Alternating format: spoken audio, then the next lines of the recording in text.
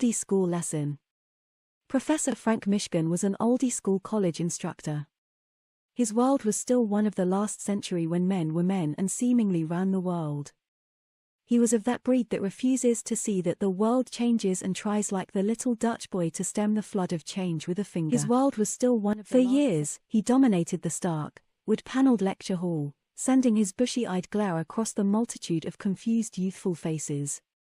This year, due to medical issues which made the incontinence measures necessary, he was particularly fierce. He was especially more so with his growing population of outspoken young women. Day after day, they endured his diatribes. His class was necessary to pass for most and as such they were at his mercy. One fine day, he awoke from a not-so-deep sleep after grading papers, to discover to his further fury, that his housekeeper had mislaid his medicine and that he was running a bit behind time. He was forced to make the rather uncomfortable decision to resort to adult diapers. Determined not to be diminished in the eyes of his cringing class, he was very cagey as he slipped into the drugstore as quick as possible and slunk to the appropriate aisle. Pulling his hat down firmly over his eyes, he made his way to the counter and very tersely dealt with the cashier who was a bit tongue-tied in seeing him. After racing across campus so as not to be tardy, he was extremely flustered to find he was almost 5 minutes late.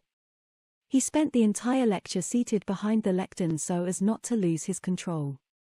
Finally, with the class filing out, he could make a dash for the back room and take care of business. He rips into the packaging and strips down to take care of this as quickly as possible. Having not worn adult diapers before, he is unsure if the strange way they feel is entirely right, but with no time to lose, he rushes back into his noticeably tighter pants. Back in the classroom, the students are filling the available seats. Somewhere towards the rear of the room a very nervous girl tries to hide her giggles behind her 3-ring binder. The task is made much worse by the rather round-bottomed figure that appears at the front of the room. He looks like a baby who has made a full nappy, she thinks to herself, and a plan is born. With notes like small silver fish, darting among the female population, the idea spreads and matures. After the final lecture of the day, a young woman is waiting outside the lecture hall. "I thought, since you look to have had a hard day, I would bring you a latte, Professor Sir," she intones in soothingly submissive tones. His only response is a grunt that vaguely sounds like thanks. Before he is halfway back to his car, he feels the need to sit down. Must be coming down with something, he thinks as he finishes the last dregs of the latte as the world goes dark. Upon waking, several hours later, he is startled to find himself in a strange living room. His legs and hands are numb, making him unable to stand or use the telephone. His best effort is a slow crawl, whereupon he realizes that he is clad only in his adult diaper and a half t-shirt in pastel pink. A pacifier fills his mouth with a ribbon which is tied behind his head to hold it in place. Just then, he hears a young girl speaking in the next room. "Yes, I understand. I have been babysitting for 3 years now and you can trust me. Bye." The phone clicks into the cradle. Soon after, a girl of no more than 15 years came into the room. "Hi Riddle Boo Boo. How is baby little Tum Tum? Is O hungris?" she coos in that voice that people reserve for talking down to others' progeny. "MNF. Ah," he grunts around the pacifier. "Don sent to worries idle binky boo. Your big sissies at the sorority left me full instructions and plenty of nappies and formula. They will be back very soon, and until then I will watch O," she croons while tickling his prodigious belly. Half an hour later, there is a ring at the door and the student cashier pops into the room beaming smiles. "Huo idle baby sister. Guess what I got," she bubbles. With a chill, he recognizes her and in his anger, fear and embarrassment, he forgets himself.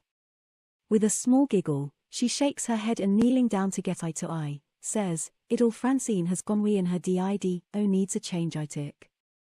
As if a signal has gone off, half a dozen more big sissies surround him and in a flash have him on his back on a changing mat, legs in the air and completely naked. With a flurry of soft hands, warm and wet clothes and not a few giggles, he finds himself changed into a fresh diaper and a frilly pink baby girl dress. His new dress barely makes it halfway down his shaved belly and does not even come close to covering the crinkly plastic pink and purple princess pants. Lacy-edged, white baby socks with pink bows finish off the outfit. As the young woman is putting them on his still numb feet, she looks up shyly and smiles and tips up a pink hand mirror to show him his shaven face and strawberry blonde wig with long Shirley Temple curls which he had not noticed up to now. His outrage and anger evaporate in a second and large tears of girlish shame begin rolling down his face as he sobs quietly in his pacified helplessness. His nemesis, the cashier student, materializes before him instantly with a lacy hanky and a Pooh Bear bottle. "I think it'll boo-boo as hungry girls." She softly with a mocking smile playing across her face. It's all he can do to nod, all pretense of hope of escape gone. Filled with submissive despair, he allows her to rock him with his head in her lap while she feeds him. "It's all going to be very different from now on," she explains. "You see, we all have documented pictorial evidence of what a big baby girl you really are." He listens as visions of his domineering mother begin to surface in his mind and merge with his newfound mummy. "We will swear not to breathe a word of today's transformation, but you must change your ways toward women.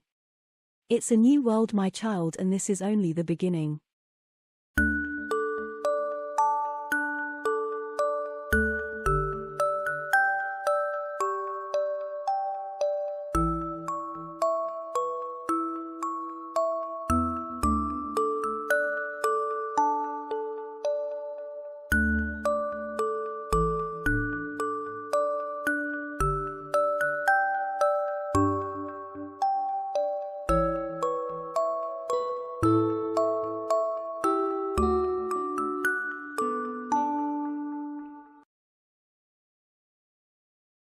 Kenny Lynch is getting a PlayStation 5 for Christmas. I mentioned to my mother over breakfast one morning. "Lucky boy," my mother replied. "I hope his parents can afford one. They're still not cheap." "I know," I replied. "The FIFA game is like £6 to £5. Mum replied as she buttered her toast. "Remember what we talked about before your birthday," she said. "I don't want you getting your hopes up this year." "No," I replied, glaring glumly for a moment into my cereal bowl. A few days later. It's break time at school and me and a couple of friends are sheltering in a doorway, keeping out of the icy biting wind. Robert said he was hoping to get a gravel bike for Christmas and Peter said he'd got a CX bike for his birthday.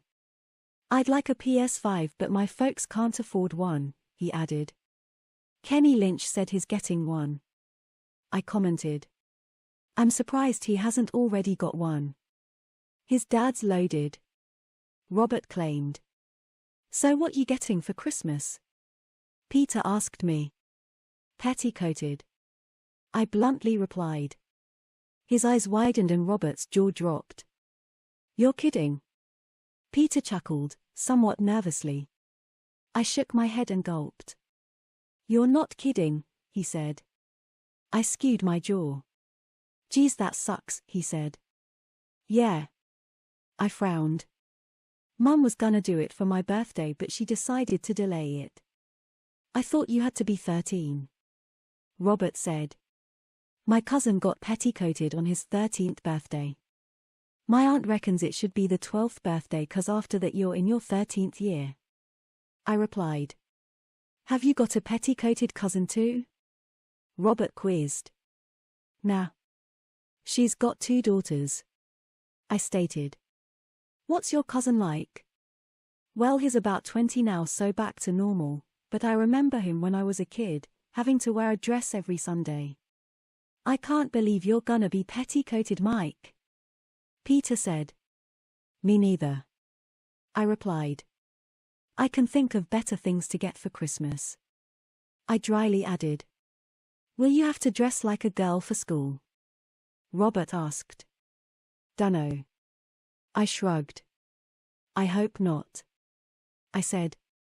"Did your cousin?" "Dunno." Robert shrugged. I only really saw him on Sundays when we visited my gran.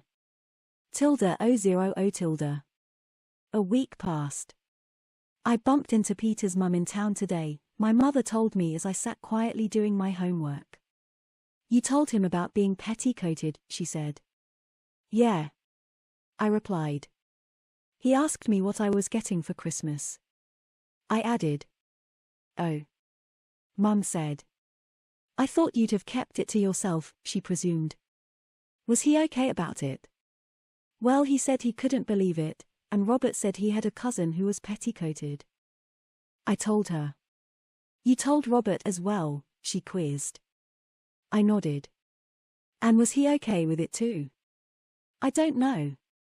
They didn't tease me, but they weren't exactly envious either. I retorted, sighing. Mum responded. I didn't think you'd tell anyone. Well, they'd probably find out sooner or later. I figured. Mum said. So, what did Robert say about his cousin? She asked. Not much. I replied. He's about 20 now, so all back to normal. I told her, adding that he was petticoated on his 13th birthday. That's a year too late according to Auntie Andrea. Mum commented, before guessing that Robert would have been about 5 years old when his cousin was first petticoated. Yeah. I concurred. He only saw him on Sundays when they visited their grandmother. So he'll have been wearing a Sunday dress then? Mum said.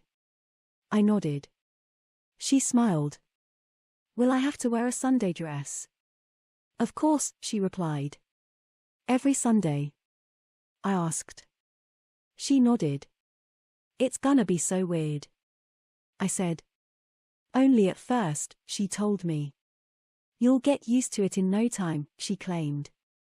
So, what did Pete's mum say? I asked after a moment of silence. Not much. I think she thought Peter was making it up because she looked quite surprised when I said you were. I also got the feeling that she didn't really approve of petticoating, but she didn't say anything untoward. I replied. I wish you didn't approve. I glumly said. I know. Mum said in a warm, friendly tone. It's only natural that you're, she began. Actually, it's natural that you're hesitant, she said. Boys will be boys and girls will be girls are social constructs. Girls aren't born wanting to wear pretty clothes, that's drummed into them from day one. It's the same for boys. If the world was different, a boy wouldn't bat an eyelid if he was given a nice dress, just like girls don't bother when they're given boyish clothes to wear. But the world isn't different. It is what it is, and boys don't dress like girls, well, not normally. I know, but petticoating is changing the world one boy at a time, she told me. You'll come out the other end a perfectly normal young man. You'll have excellent school grades, a strong sense of self, plenty of confidence and a much broader outlook than your peers. Yeah, but apart from the grades, I'm not sure what all that means. I said. You don't need to really. Mum replied. Think of it like all those kids who only eat pizzas and burgers and fries. They don't understand why they should have a healthy, balanced diet, but when they're older and unfit and possibly obese as well, they'll look back and wish they'd done things differently. But it's not their fault. It's their parents that feed them loads of CRA. I mean, bad food. Exactly. Mum smiled. I don't want you being 30 years old, working in a minimum wage job, wishing you'd done better at school and regretting getting in with the wrong crowd, but ultimately it's down to the parent to steer the child in the right direction so they can do their best at school and curtail their social circles when they're at their most vulnerable, she explained, adding if that makes sense. I think so. I replied, although I wasn't really sure. It wasn't the first time she talked about the ins and outs of petticoat discipline. Tilde 000 tilde. It's only a fortnight until Christmas and the last week of term before school breaks up. It's registration, and as the form teacher is reading out the final few names from the register, the headmistress enters the form room and smiles ominously in my direction. Vanessa Watson. Here, miss. Paul Wilkinson. Here, miss. Andrew Woods. Here, miss. Claire Yates. Here, miss. Andrea York. Here, miss. The register is closed. Right, class, don't worry. You're not in trouble, the form teacher said, turning her attention to the headmistress. The usually stern woman smiles at the class, before asking me to stay behind after the class has been dismissed. All eyes turn on me for a brief moment before the school bell rings, then the room is filled with a cacophony of scraping chair legs and clattering feet as everyone grabs their coats and bags and filters out of the classroom. Everyone except me, that is. There have been occasions when, after being assured that I'm not in any trouble, it turns out I am in trouble, so I can't help but fearfully wonder why the headmistress wants to speak with me. She and the form teacher wait patiently for everyone to leave, and once they have, the door is closed. Don't look so worried, Michael, the headmistress smiled. You're not in any trouble, she assured. Okay. I gulped. I wasn't convinced. She and my form teacher pulled up a chair each, close to my desk. Now, the headmistress smiled. Your mother informed us some time ago that things are going to change, for you, over the Christmas holidays. Oh. I said, knowing exactly what this was about. It's okay. Don't worry.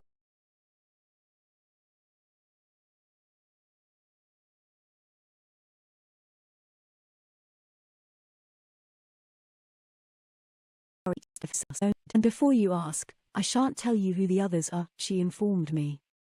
Similarly, your confidentiality is assured, but occasionally. I've already told Peter and Rob. I interrupted. Oh, the headmistress chirped.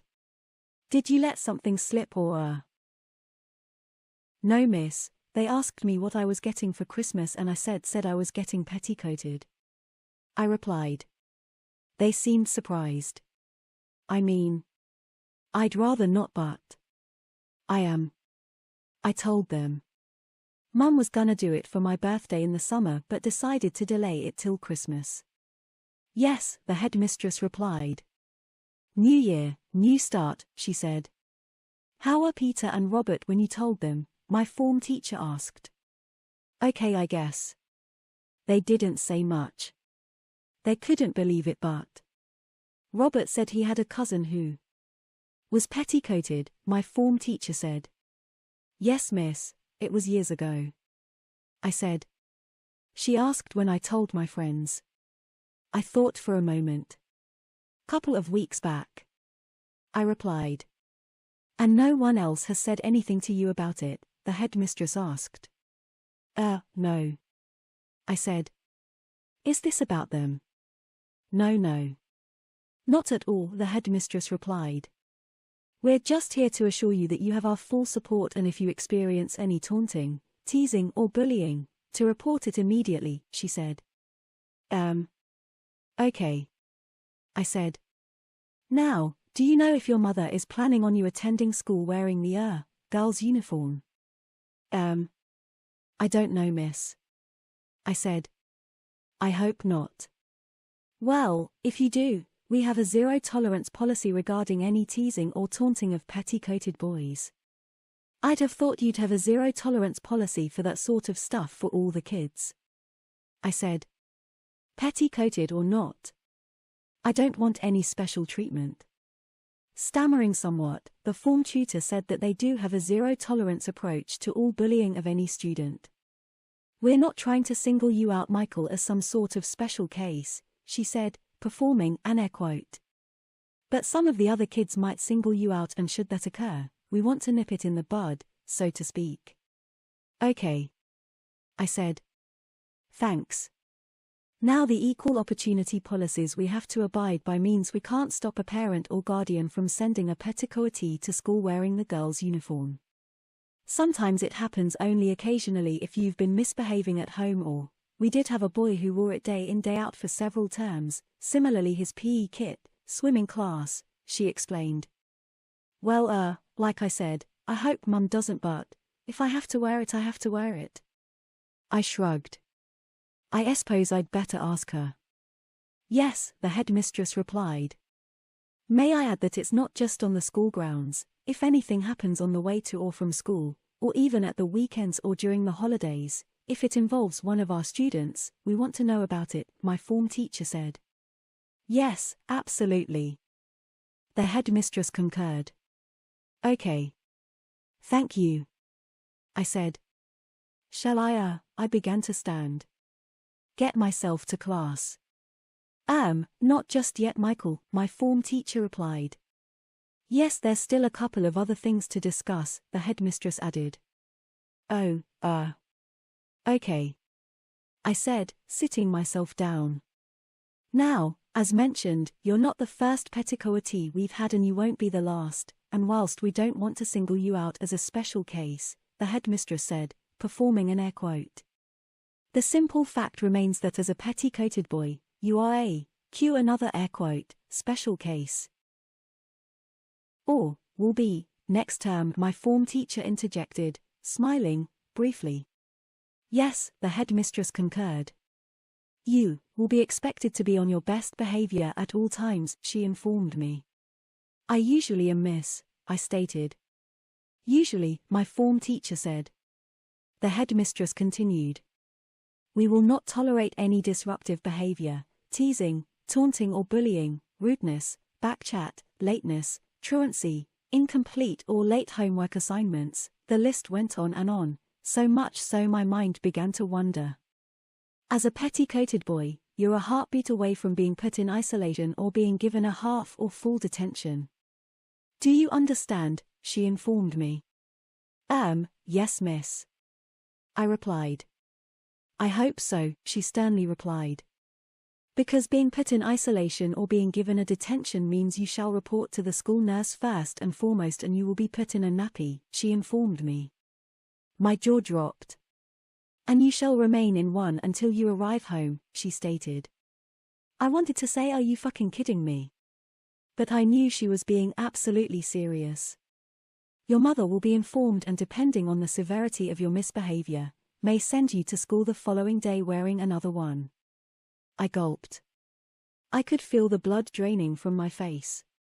Should that be the case, which I sincerely hope it never will be, you shall report to the school nurse before registration, again during morning break, once again at lunchtime and finally during your afternoon break, she told me.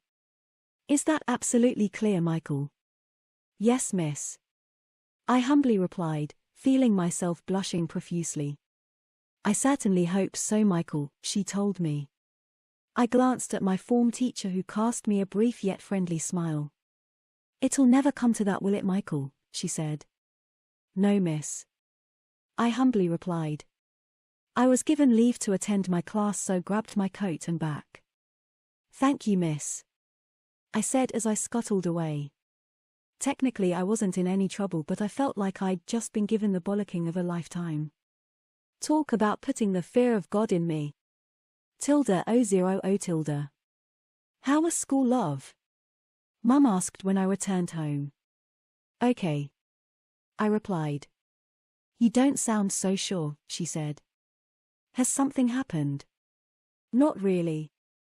I was kept back after registration so the headmistress could talk to me about being petticoated. I told her. I see. Mum replied. What did she say? Well, first of all it was just about if anyone teases or bullies me, but then she said that if I misbehave in any way, I'll be put in a nappy and then put in isolation or given a detention. I told her. And sent home wearing it. You won't misbehave, will you? My mother casually replied. I never do. It's just the thought of it. I fearfully replied. I suppose you already knew that. Mum nodded. I figured it was best that the school told you since it's their rule and not mine, but they did ask me to sign a consent form, which I did, she told me. My eyes widened as I realized my mother gave them permission to do that. It'll never come to that so long as you behave yourself, Michael, she defensively claimed. And you'll be wearing nappies for bed anyway. It's one thing wearing a nappy for bed, it's something else being put in one at school, I retorted. And having to walk home in it. So long as you behave yourself, my mother casually reiterated. Which I'm sure you can. You've only had one detention since starting high school, and that was for a stupid prank. Yeah, but, the way Mrs. Trimble spoke, once I'm petticoated I'll get done for the slightest little thing. I whined. Behaving is easy, Michael. Misbehaving takes a bit more effort. You've nothing to worry about. The chances of you being put in a nappy at school are slim. Mum said. Providing. Yeah, I get it. I replied. I hoped the headmistress was laying it on thick for effect. Being given a detention for the slightest bit of that's another thing. I said. What? Will I have to wear the girl's uniform? I asked. When I'm petticoated. You mean a skirt? Mum replied. If you want to, she added. Why would I want to? There's always a handful of boys who don skirts in the height of summer because they can't wear short trousers. Oh yeah. I replied. But you're not gonna make me dress like a girl for school. So long as you're good, you can wear what you like. Mum told me. Cool. Thanks, Mum. I smiled. Mrs. Trimble said if you wanted to send me in a skirt she couldn't do anything to stop you. She can't. The law says they can't specify one uniform for boys and another girls. Yeah, I know that. I'm just making sure I won't have to wear a skirt for school. Well, like I say, it's entirely up to you. Mum smiled. But you will have a school skirt. What? Why? To wear when you're doing your homework, she told me. I sighed. You'll probably prefer it to a pretty dress, which is what you'll be wearing after you've done our homework, she added. Yeah, probably. I replied. Tilde 000 tilde. The following Friday was the last day of term before school broke up for Christmas. After that I'd have one more week of normality before becoming a petticoated boy for the next. I don't even want to think about it. Lessons were so relaxed we may as well not have attended. Some teachers conducted a quiz, others let us play games or just chat, and most of them enthusiastically asked if we were all looking forward to Christmas. Yeah, most would respond. I'd murmur something vague, glancing at either Peter or Robert who'd look at me with pitiful eyes. During the afternoon break, we huddled in a doorway, out of the breeze. I take it you've not told anyone else what you're getting for Crimbo? Robert said. No one else has asked. I replied. So it's just us two that know? Peter asked. You and all the teachers. I told him. How do they know? He quizzed. My mum told them, months ago. I said, before telling him that Mrs. Trimble and my form teacher kept me back after registration on Monday to tell me that they'll support me and that I need to report anyone who teases or bullies me. Apparently I'm not the only one, but they wouldn't tell me who else is petticoated, not that I'd want to know. I told them. So, have neither of you two said out about me? I asked. I told my mum but no one else. Peter confessed. Me too. Robert said. I half expected it to go round like wildfire after telling you. I said. Well, if it was me, I wouldn't want anyone to know. Robert replied. So I didn't tell anyone, apart from my mum, he told me. Same here. Peter said. My mum bumped into yours a couple of weeks back. I told him. Your mum thought you'd made it up, or, that's what my mum reckoned when she asked her about it. She did. Peter replied. I got told off for making up stories, then she apologized after seeing your mum in teen scene, he said. She doesn't approve. She reckons boys should be boys and girls should be girls. So do I, funnily enough. I dryly retorted. I bet you do. Robert commented. So what did your mum say? I asked him. Same really, although when my cousin was petticoated, she reckoned he needed it 'cause he was going off the rails. Do you remember that? 'Cause. I was telling my mum and she reckoned you was only like 5 when he was 13. I was 7, turns out he's 18 and not 20. Robert replied. And yeah. I do remember because I had to wear a dress to his birthday parties. You wore a dress? Peter and I blurted in unison. Yeah, he frowned. He was being petticoated, so he was wearing one, and his mum requested all boys attending wore dresses too, so my mum put me in one of my sister's party dresses. What was that like? Bit weird, but everyone else was wearing one, so he shrugged. But when he was 15 and I was 10, I was like, nah, not wearing one. You wore one every year. Blimey. You kept that quiet. Peter said. Do you blame me? Robert replied. And it was only 3 times, and they weren't mine, they were my sister's. I don't know if that makes me feel better or worse. I replied. On the one hand, Robert is the only one of us who's already had to wear dresses, but on the other, it's over for him and I'm yet to begin. Did your cousin know he was gonna be petticoated? I don't think he did. Robert said. He cried a lot on his first birthday. Can we change the subject? Peter suggested. Yeah. I replied. I want one last week where I don't have to think about it. That's gonna be easier said than done. I know, but I'm gonna try. Tilde 000 tilde. It was the quickest week of my life. I'd met up with Pete and Rob a couple of times and we didn't mention the P word. At home it was another matter. My big sister was back from uni and she reckoned it'll be fun, being petticoated, like having a little sister. Although Mum insisted that I'll always be her brother, petticoated or not.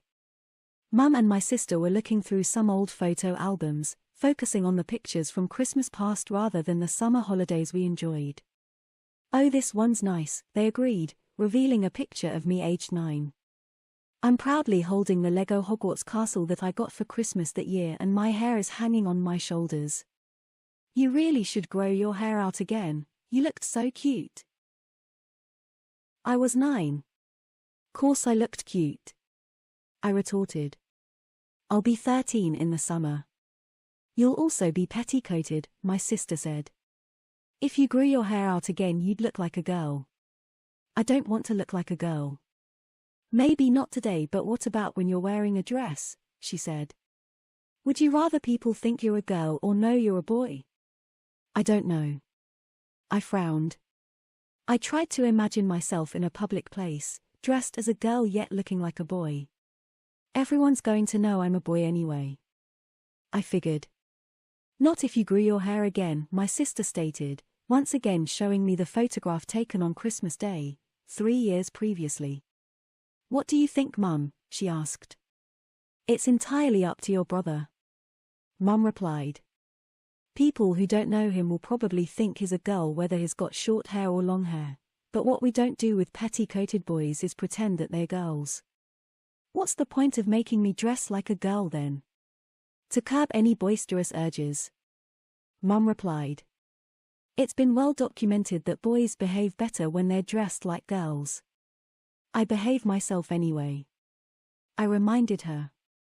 Mum told me that in that case, the only way is up, before embarrassing herself by bursting into some ancient old 80s song and dancing along. Baby, for you and me now. Mum and my sister spend a lot of time rummaging through boxes in the attic and I knew they were sorting through her old things for me. I'd overhear her saying stuff like, do you think this'd fit him? And Mum saying no but he'll grow into it, and these are cute followed by I know, I can't wait to see him in them. The attic isn't a pokey space at the top of the house, it's a floor in itself with a landing, a large dusty attic room, a small box room and several storage spaces in the eaves. Every time I crept up the attic stairs to find out what they were doing, Mum would hear the creaky steps and tell me to go back downstairs. As well as sorting things in the attic, they were also sorting my things and I'd say stuff like, can I keep this? And Mum'd say, well, you won't need it, or you won't read it, or you're too old for toys like that. I couldn't fathom her logic. My Woody from Toy Story toy was to keep, but Buzz Lightyear had to go. I could keep the Lego Hogwarts but not the Minecraft fortress. When I noticed that half of my books and board games had gone, I crept up to the attic to see where they were. But no matter how lightly I trod on the stairs, they creaked and alerted Mum. "The attic is out of bounds in December, Michael, you know that?" Mum told me. "It's where she always hides the Christmas presents, but that's not what I'm looking for. I know, I'm just getting loads of girls' stuff for Christmas. I'm looking for my Harry Potter books." "You don't need them this instant and the attic is out of bounds," she stated. "Down you come, and don't let me catch you sneaking up there again." "Sorry," I murmured as I descended the stairs, each one emitting its own distinctive creak. "I wasn't looking for Christmas presents," I told her. "I know you wasn't," Mum replied. "I've seen half of them already because Mum has made no bones about me seeing some of the things she's bought me, such as a girl's Christmas jumper with a reindeer and its name Dancer in glittery lettering. I also saw a girl's hat, scarf, and gloves set on the kitchen table, and Mum told me that they're for Christmas before packing them away, and several pairs of girls' winter tights with snowflake and star patterns, which I was also told are for Christmas before being put away. But worst of all was a few days ago when I couldn't help but blurt what the packaging stated. "Boys' knickers. They do make them for boys," Mum told me. "And they're for Christmas, so leave them be," she added, putting them away. Part of me wondered if I was better off knowing what was coming or if, like Robert's cousin, it'd be better to know nothing until the last minute. I figured I was better off knowing and thinking about it. If I had been petticoated on my 12th birthday, I'd have been 6 months in by now and probably totally accustomed to being a petticoated boy. It's too much to process, so I tried not to think about it, but that's so much easier said than done. Tilda 000 tilde. Christmas Eve was upon me. My final day of normality. Mum allowed me to meet up with Peter and his sister in town. She gave me a £5 note with which to buy my sister something nice. "I've already got her a present," I replied, that being a box of Thornton's chocolates. When I met my friend, his sister immediately asked if I was the boy being petticoated. "Helen," Peter blurted. "We don't mention the P word," he told her. "Sorry," she said. "Must be a bit daunting," she said, smiling empathetically at me. "Just a bit," I replied. She asked if I was all set, which means, have I bought all of the gifts I'll be giving, so I told her I had to buy something for my sister. "She's 19. I told her, adding that I have a £5 budget. She suggested Thornton's chocolates. "I've already got her some of those," I replied. "How about a nice soap and shower gel set?" she suggested. "Bayliss and Harding do some nice ones." "Where's that?" "It's not a shop, it's a brand," she grinned, and promptly marched us to TK Maxx. There was huge selection to choose from and plenty priced at £5, mostly packaged in pink and flowery boxes. I'll probably be unwrapping something like this myself, I figured as I chose a set that Peter's sister suggested. The route to the counters took us through the girls' clothes section and Helen stopped a few times to admire a skirt, then a dress, then the handbags. I felt completely out of place in the girls' department, as I expect Peter did too, but I couldn't help but wonder if I'd soon begin to feel comfortable amongst the skirts and frocks and flouncy tops in any of the high street shops. The toiletries set was gift-wrapped free of charge at the counter, in pink sparkly paper and tied with a baby pink ribbon. "Didn't you get a carrier?" Peter asked as I joined him, clutching the overtly girly gift. "I didn't think about that. Maybe I should have, but it's too late now. People might think it's for you," he added. "No they won't," his sister said, before asking if everyone knows that I'm going to be petticoated. I told her that Peter and Robert know, and all my teachers at school. "But it's only a matter of time, I guess." I mused. "No offense, Mike, but I'm glad it's you and not me." "I'd be mortified." Pete told me. "I am mortified," I replied. "And will be even more tomorrow," I said, looking at my sister's gift. "This is probably what all my Christmas presents are gonna look like." I frowned. Is it your birthday tomorrow too? Helen asked me. I shook my head. Huh? I thought boys were always petticoated on their birthday, she said. Not me, I replied. But my mum was thinking about doing it then. She asked when my birthday was, then asked how long I'd known. Since summer, I told her. Weird. Normally they'd just drop straight in it, no warning, no nothing, she told me. I think it's cruel doing it like that. One day you're hoping to get a new bike or a games console, the next you've got dresses and makeup. I said.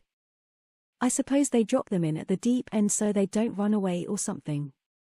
Helen said. That's what I'd do. Peter said. And go where?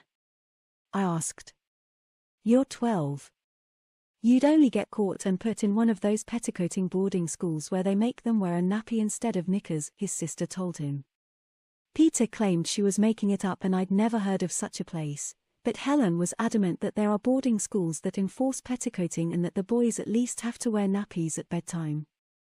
So I guess it could be worse, Mike, she said to me. Yeah, I replied, before suggesting we change the subject. We browsed the gaming shops and loitered outside a couple of girls' clothes shops whilst his sister went inside. First she spent 10 long minutes in Teen Scene, then wanted to go into Candy Girl. Don't be ages, Peter told her. She suggested we could come inside. No thanks, we more or less said in unison. She's taking ages, Peter moaned after 5 minutes. The sign above the door has big pink letters with heart-shaped dots over the eyes.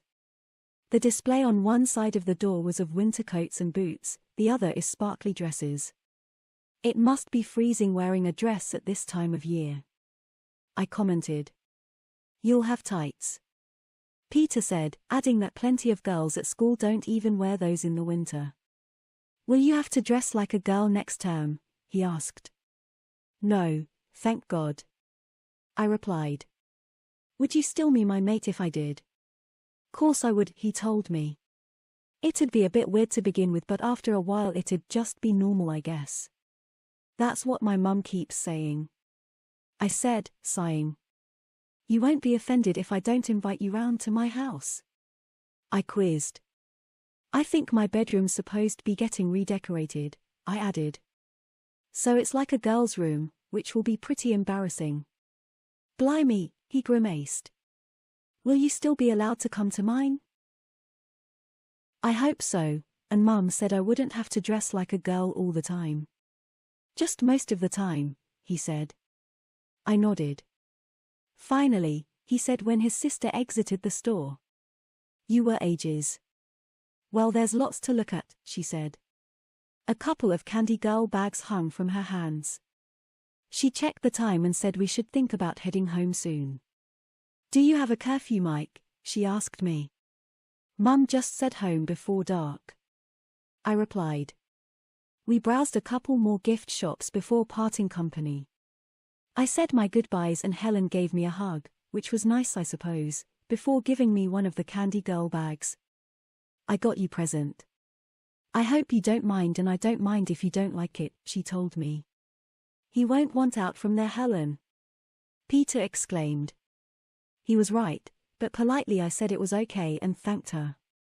Have a good Christmas, I said. I guess I'll see you on the other side, I glumly added. Anne, thanks again for this, I said to his sister.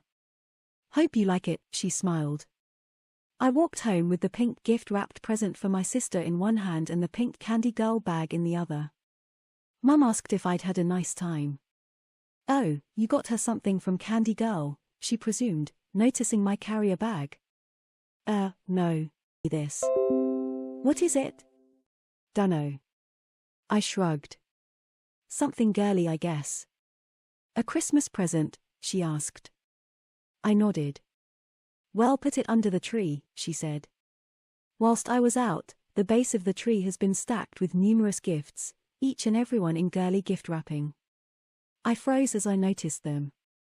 They're not all for you, Mum said. Phew, I replied. Mum smiled.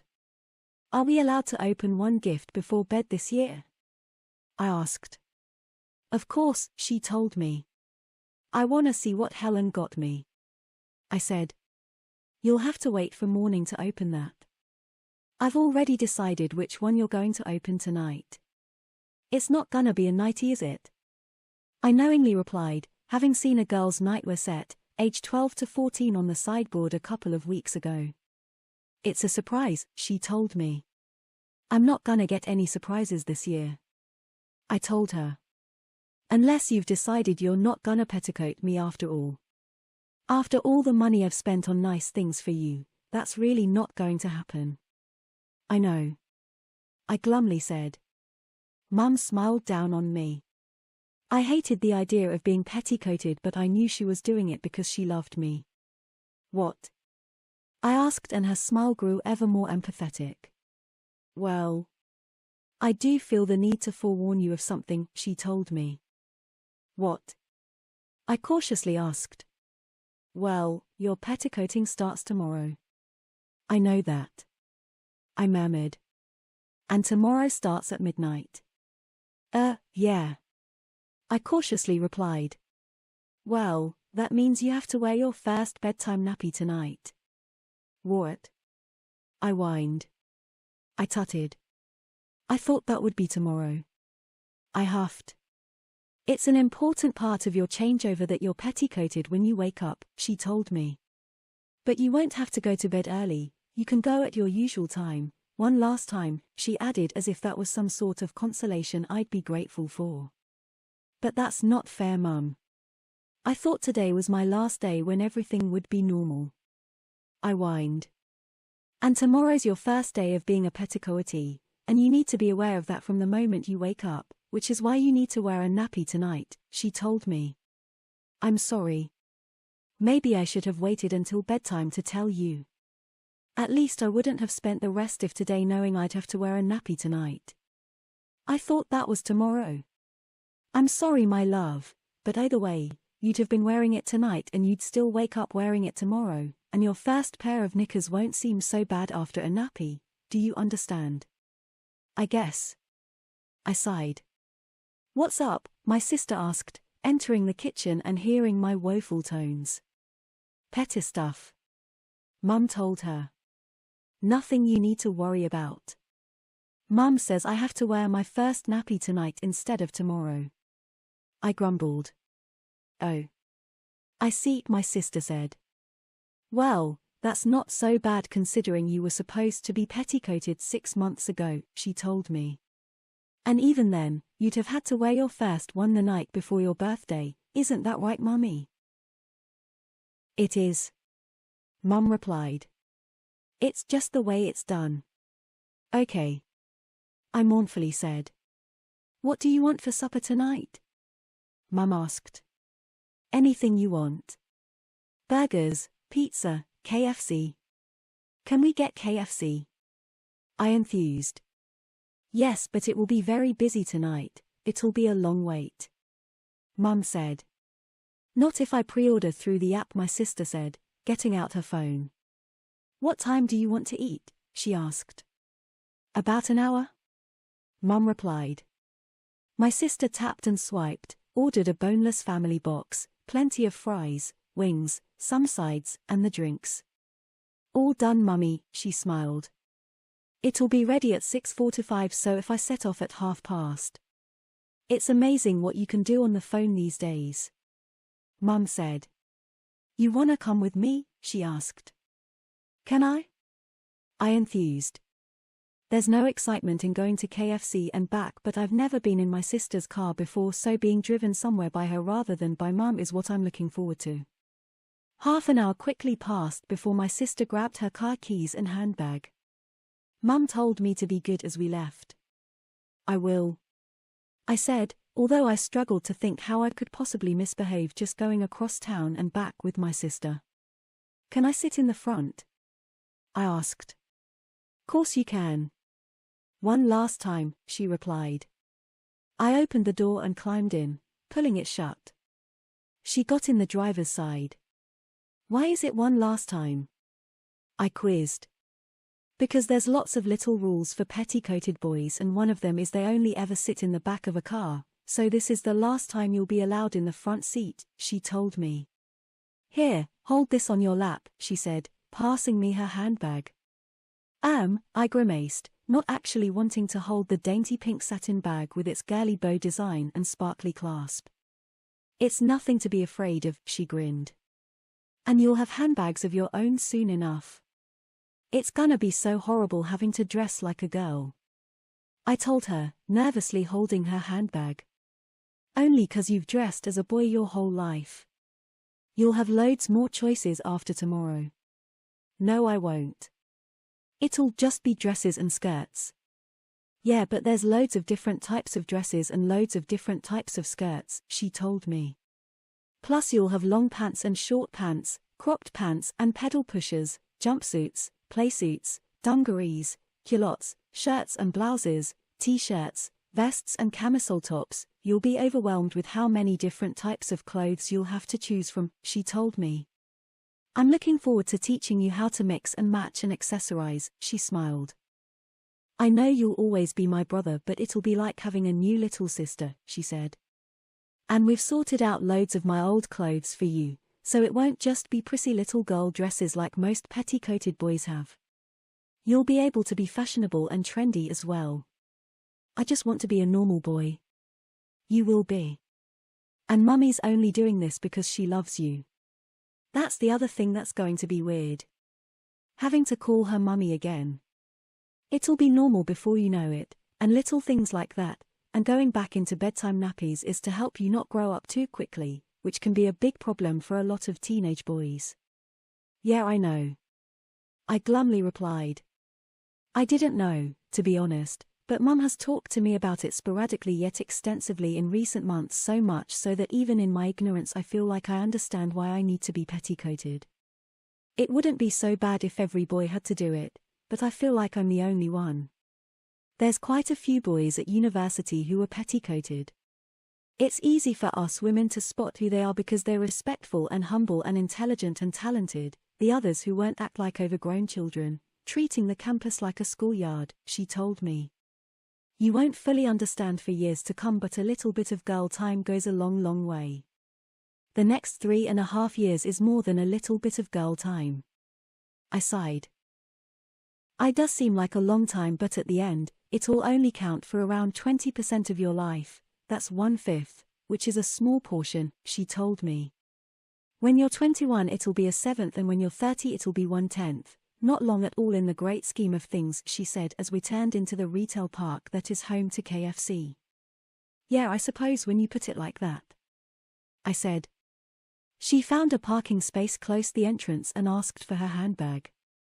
Checking the app on her phone, she said we were 5 minutes early and thus had a dashboard where it displayed a countdown, and after topping up her lipstick, she handed the handbag back to me to hold. Hey, do you remember going to Auntie Sandra's wedding? Vaguely, I replied. Why? I reckon my bridesmaid's dress might fit you. I'd love to see you in that.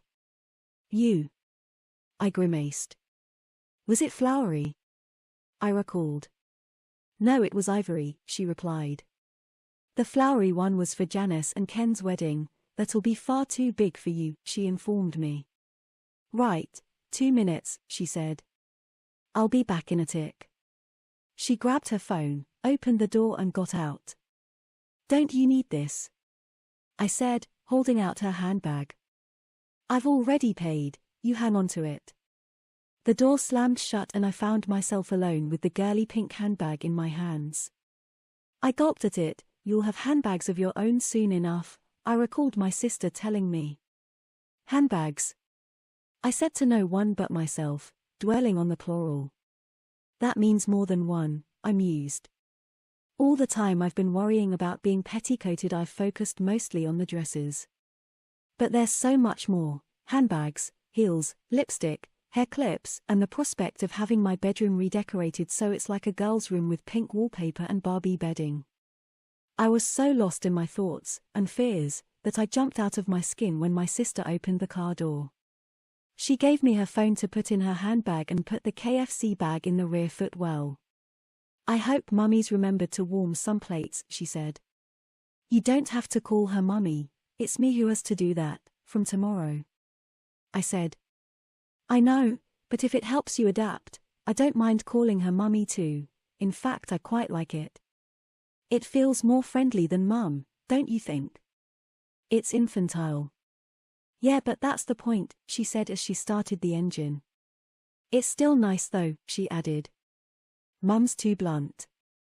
Mother's too formal and Mummy's just right. I responded. Given the choice, I'd prefer Mum, but like many things in a 12-years-old like, most choices aren't mine to make.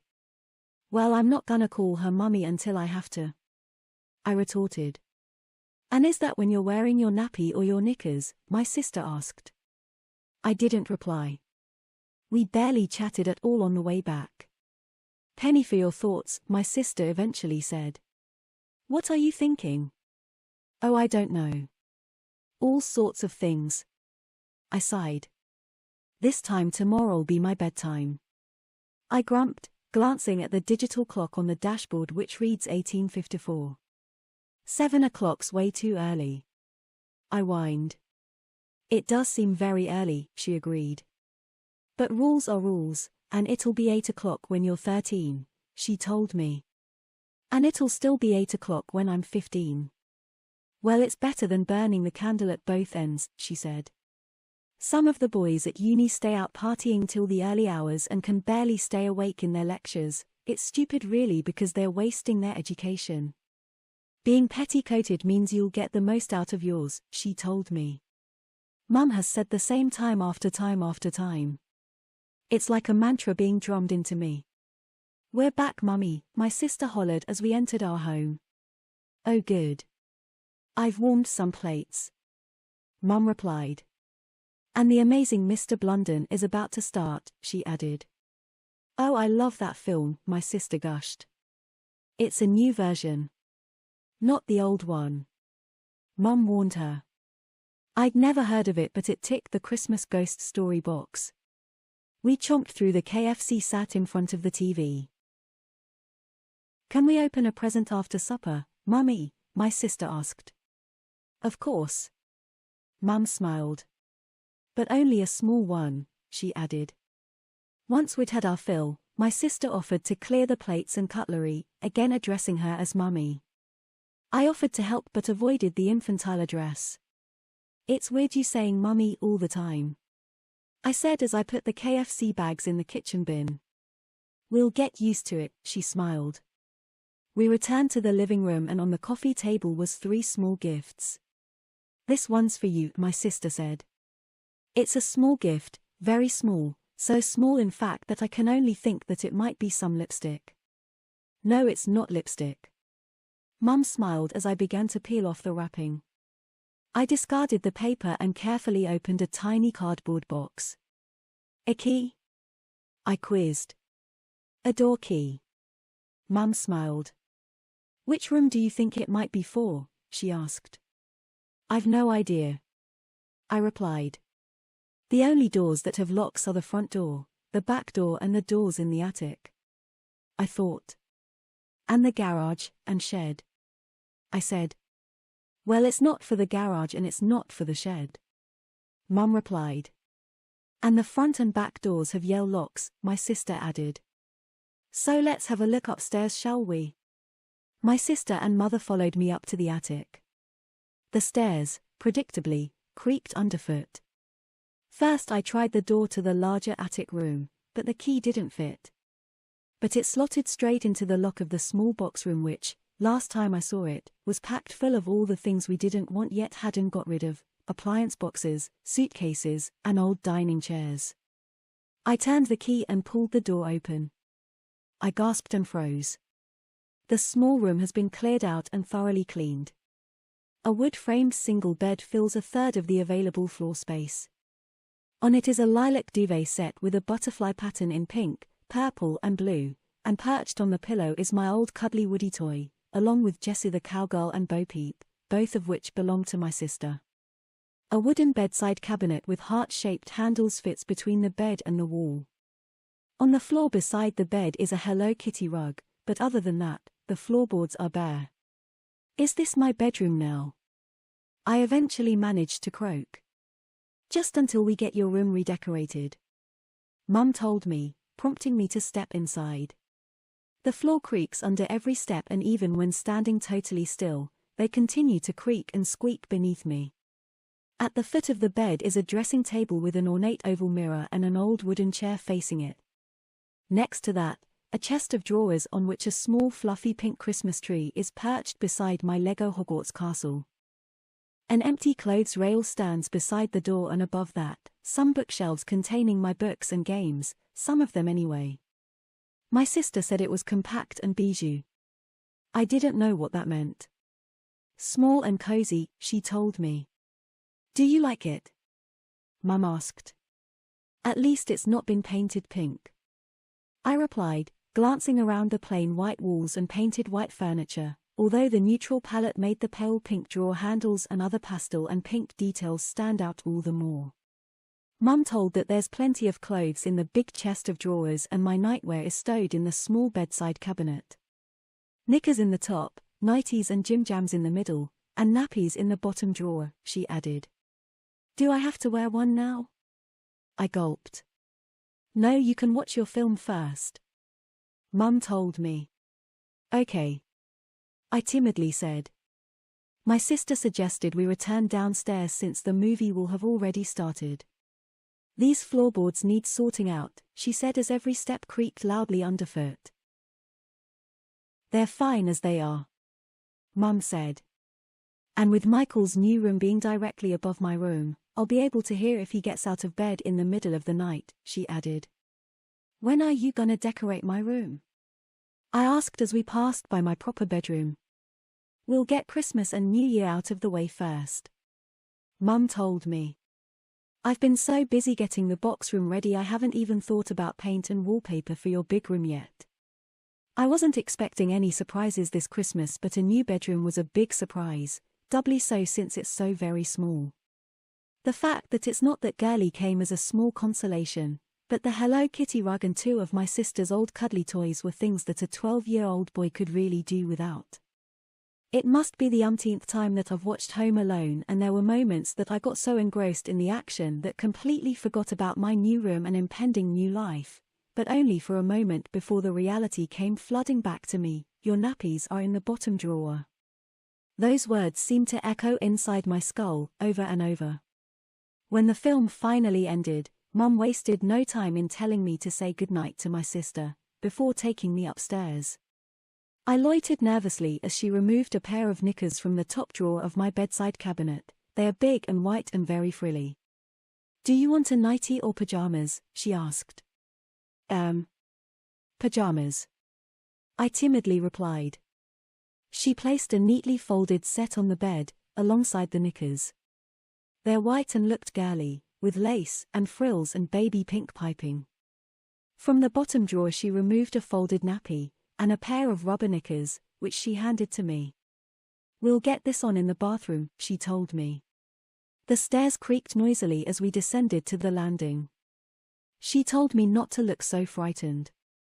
I'm not going to put you in it like a baby, she said. It's big boy's nappy that you put on yourself, she informed me. But I need to show you what to do, she added, removing a tub of cream from the bathroom cupboard. She told me to have a wee and insisted I sit because petticoated boys are expected to sit whenever they use the toilet. Like a girl, I moaned. Exactly like a girl, she said. She told me to undress and I told her it was embarrassing doing so in front of her. You've nothing I haven't seen before, and once you know what to do you'll be allowed to get ready for bed on your own. Okay. I frowned and nodded. She opened the tub and told me what to do with the nappy rash cream, then I washed my hands, dried them and pulled on the nappy, sniffling as I did so.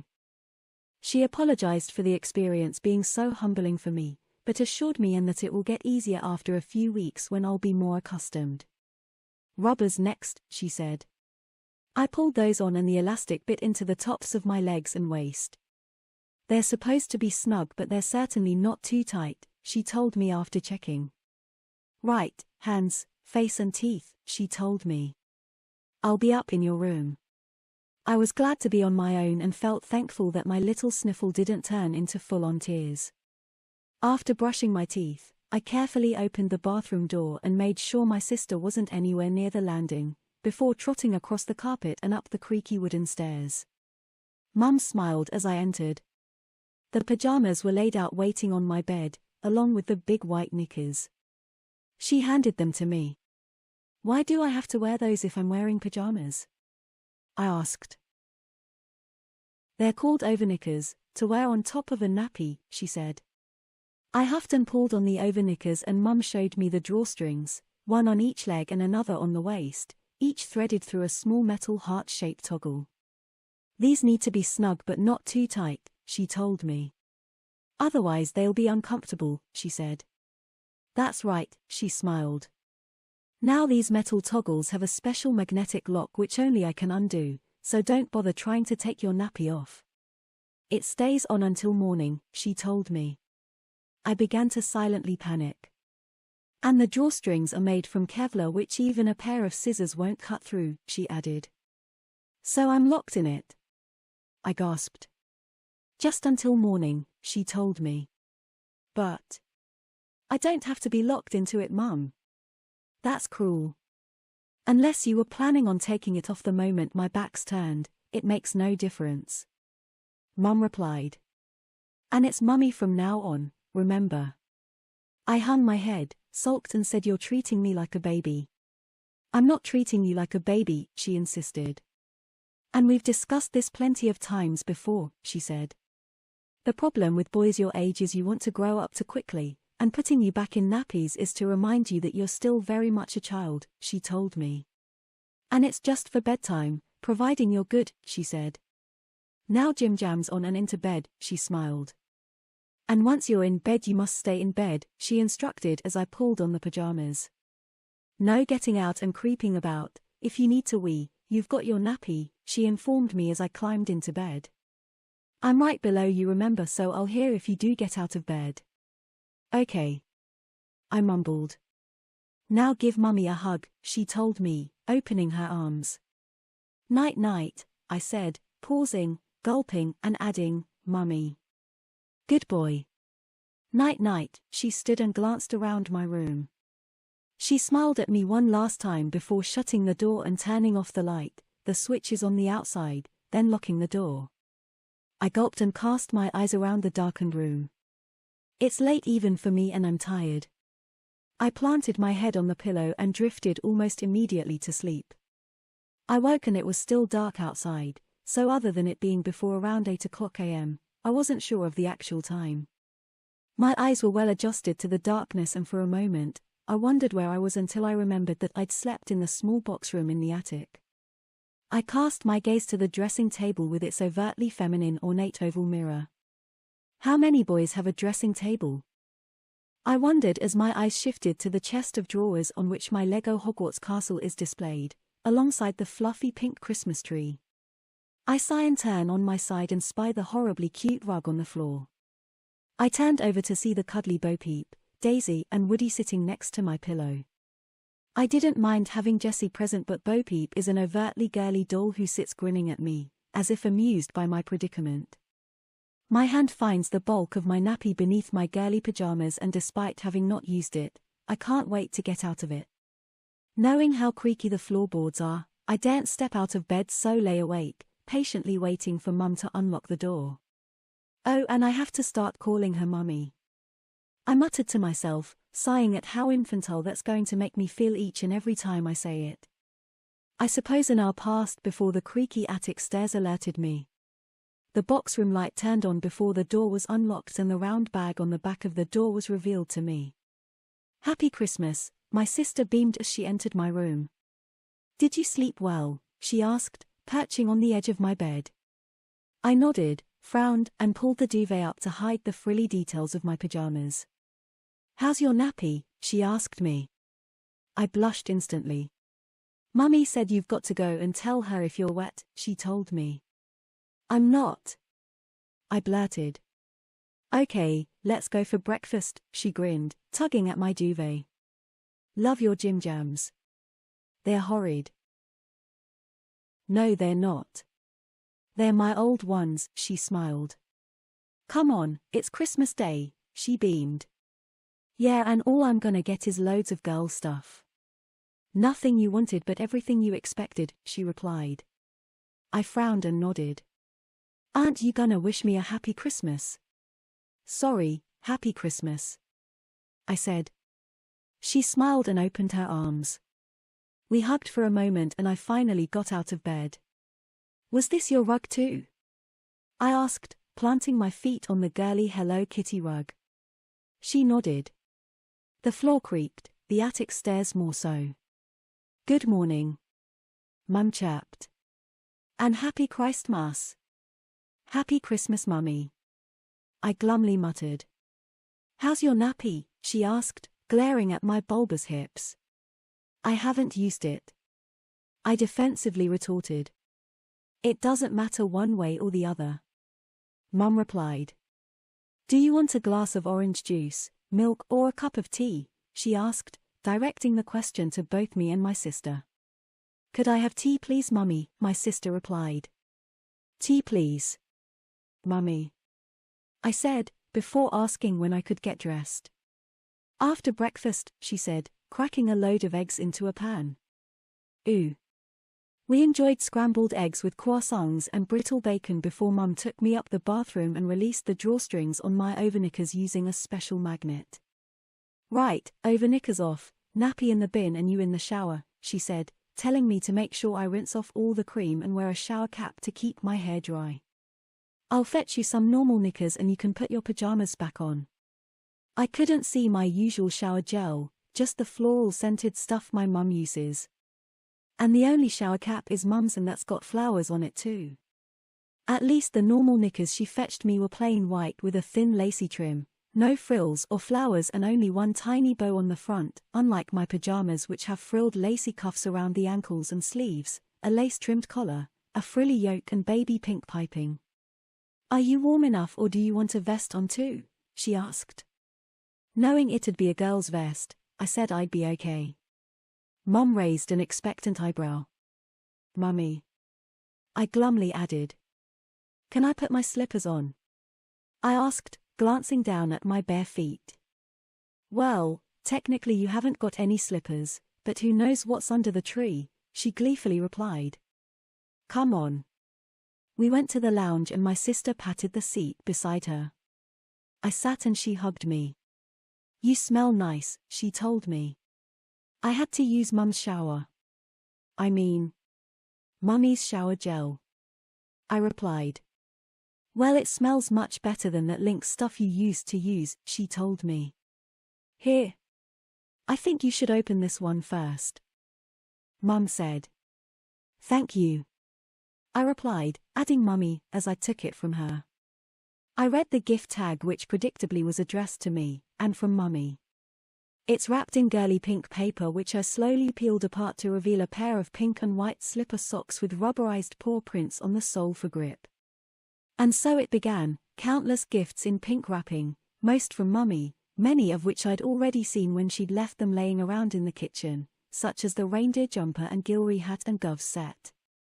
I also have a few girly gifts from my sister, plus aunts and uncles, my grandparents and family friends. Each was as girly as the last, if not, more so.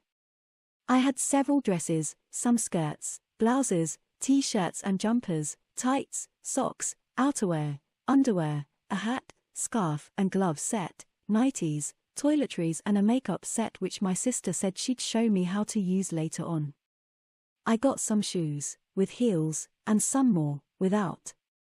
Some ankle boots with fur lining and a concealed wedge which are possibly one of the least girly gifts I received, and I got some bootcut jeans too, with butterflies and flowers embroidered on the back of one leg. I also got some denim shorts but not the sort that boys wear. They're short ones which my sister said would look really cool with thick black tights, trainers, and a casual hoodie. I guess they would, on a proper girl. My casual hoodie is pink with an Adidas logo on the back in pale blue, and my trainers are pale blue with sparkly lilac stripes on the sides.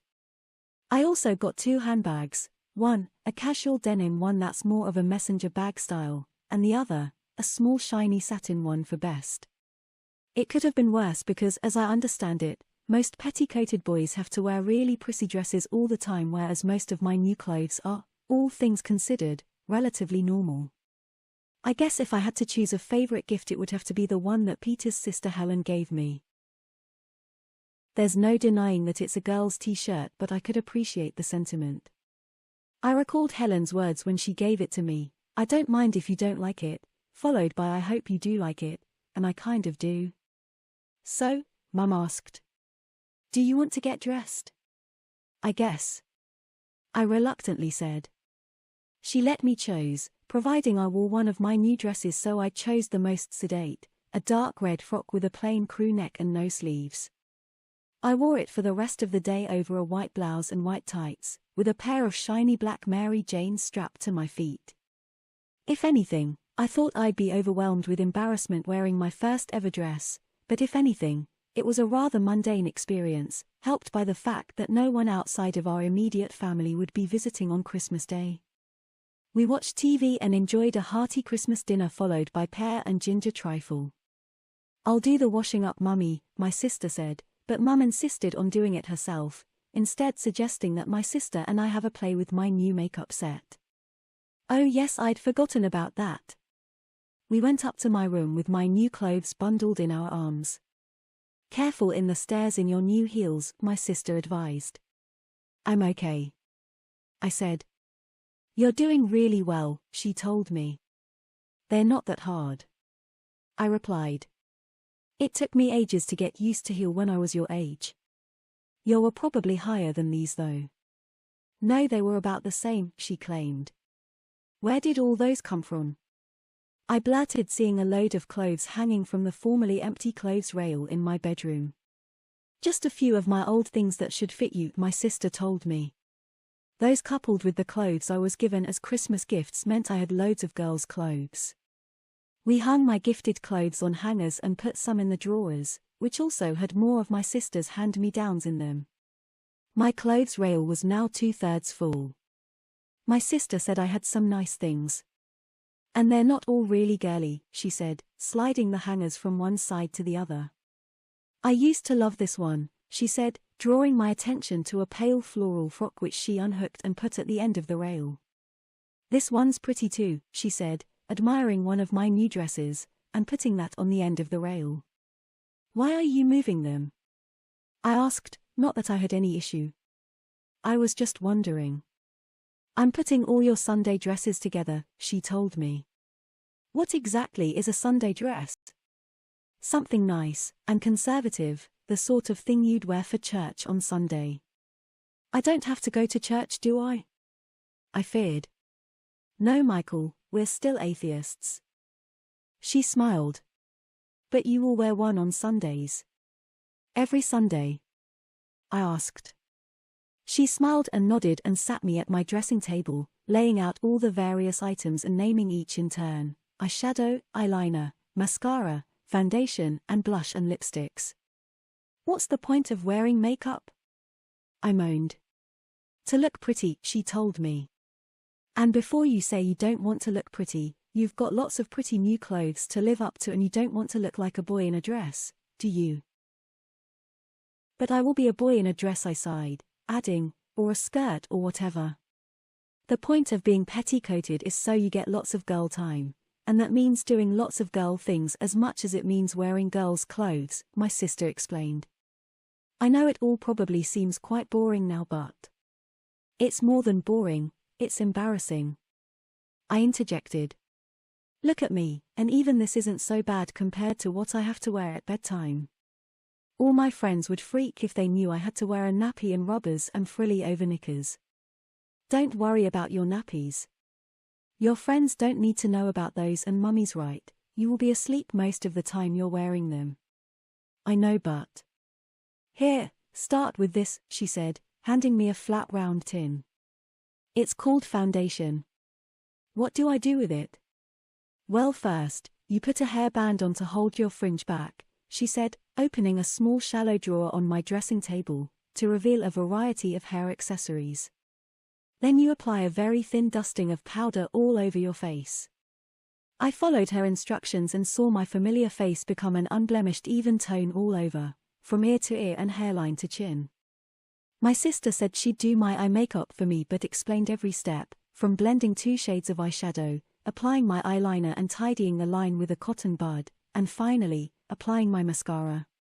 "You're gonna freak when you see this," she said, grinning. "Why, does it look bad?" "No, it looks great, but I remember when I first saw myself with my eyes made up and it just looked so different," she told me. "Now make sure you don't touch them. No rubbing or itching or you'll ruin it." "Can I look?" I asked. She nodded. "Blimey, I see what you mean," I exclaimed. "That doesn't look at all like me." "Well, it does, it's just you with makeup on," she smiled. "Do you want to do your own lippy?" Not really but," I replied, taking the unlidded lipstick from her. She told me to apply it to the bottom lip only, then to roll my lips together, which puts a coat on my top lip. "And that's it?" I asked. She nodded. "Is that okay?" I asked, looking at my reflection after rolling my lips together. "Perfect," she smiled. "Should I take this off now?" I asked, referring to the headband. She nodded. My fringe flopped onto my forehead and I looked in the mirror. My sister asked my thoughts. "Well, I look weird but I suppose at least now I look like I belong in this dress," I said, casting my eyes over my dark red dress, prissy white blouse and white woolly tights. My heart began to race as we descended the stairs. I just knew Mum was going to shower me with compliments, saying how lovely I look and blah blah blah. And she did. We watched the Queen's speech, which as usual, bored me senseless and made 5 minutes feel like an hour. Then with an average Christmas movie on the TV, we played Trivial Pursuit, and for a while, I actually forgot I was spending my first day as a petticoated boy, but not for long. As the time neared 6:00 p.m, Mummy reminded me that it'll soon be time for my bedtime bath and that bedtime is at 7:00 sharp. "Ooh, it seems so early," I moaned. "I know, but you'll soon get used to your new routine," Mummy replied.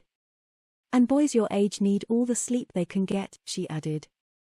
"But I didn't go to bed at 7:00 when I was 11 years old," I pointed out. "No, but had you been petticoated when you were 11, you would have done," Mummy informed me. "And when you're 13 you can stay up till 8:00, my sister added. "Isn't that right, Mummy?"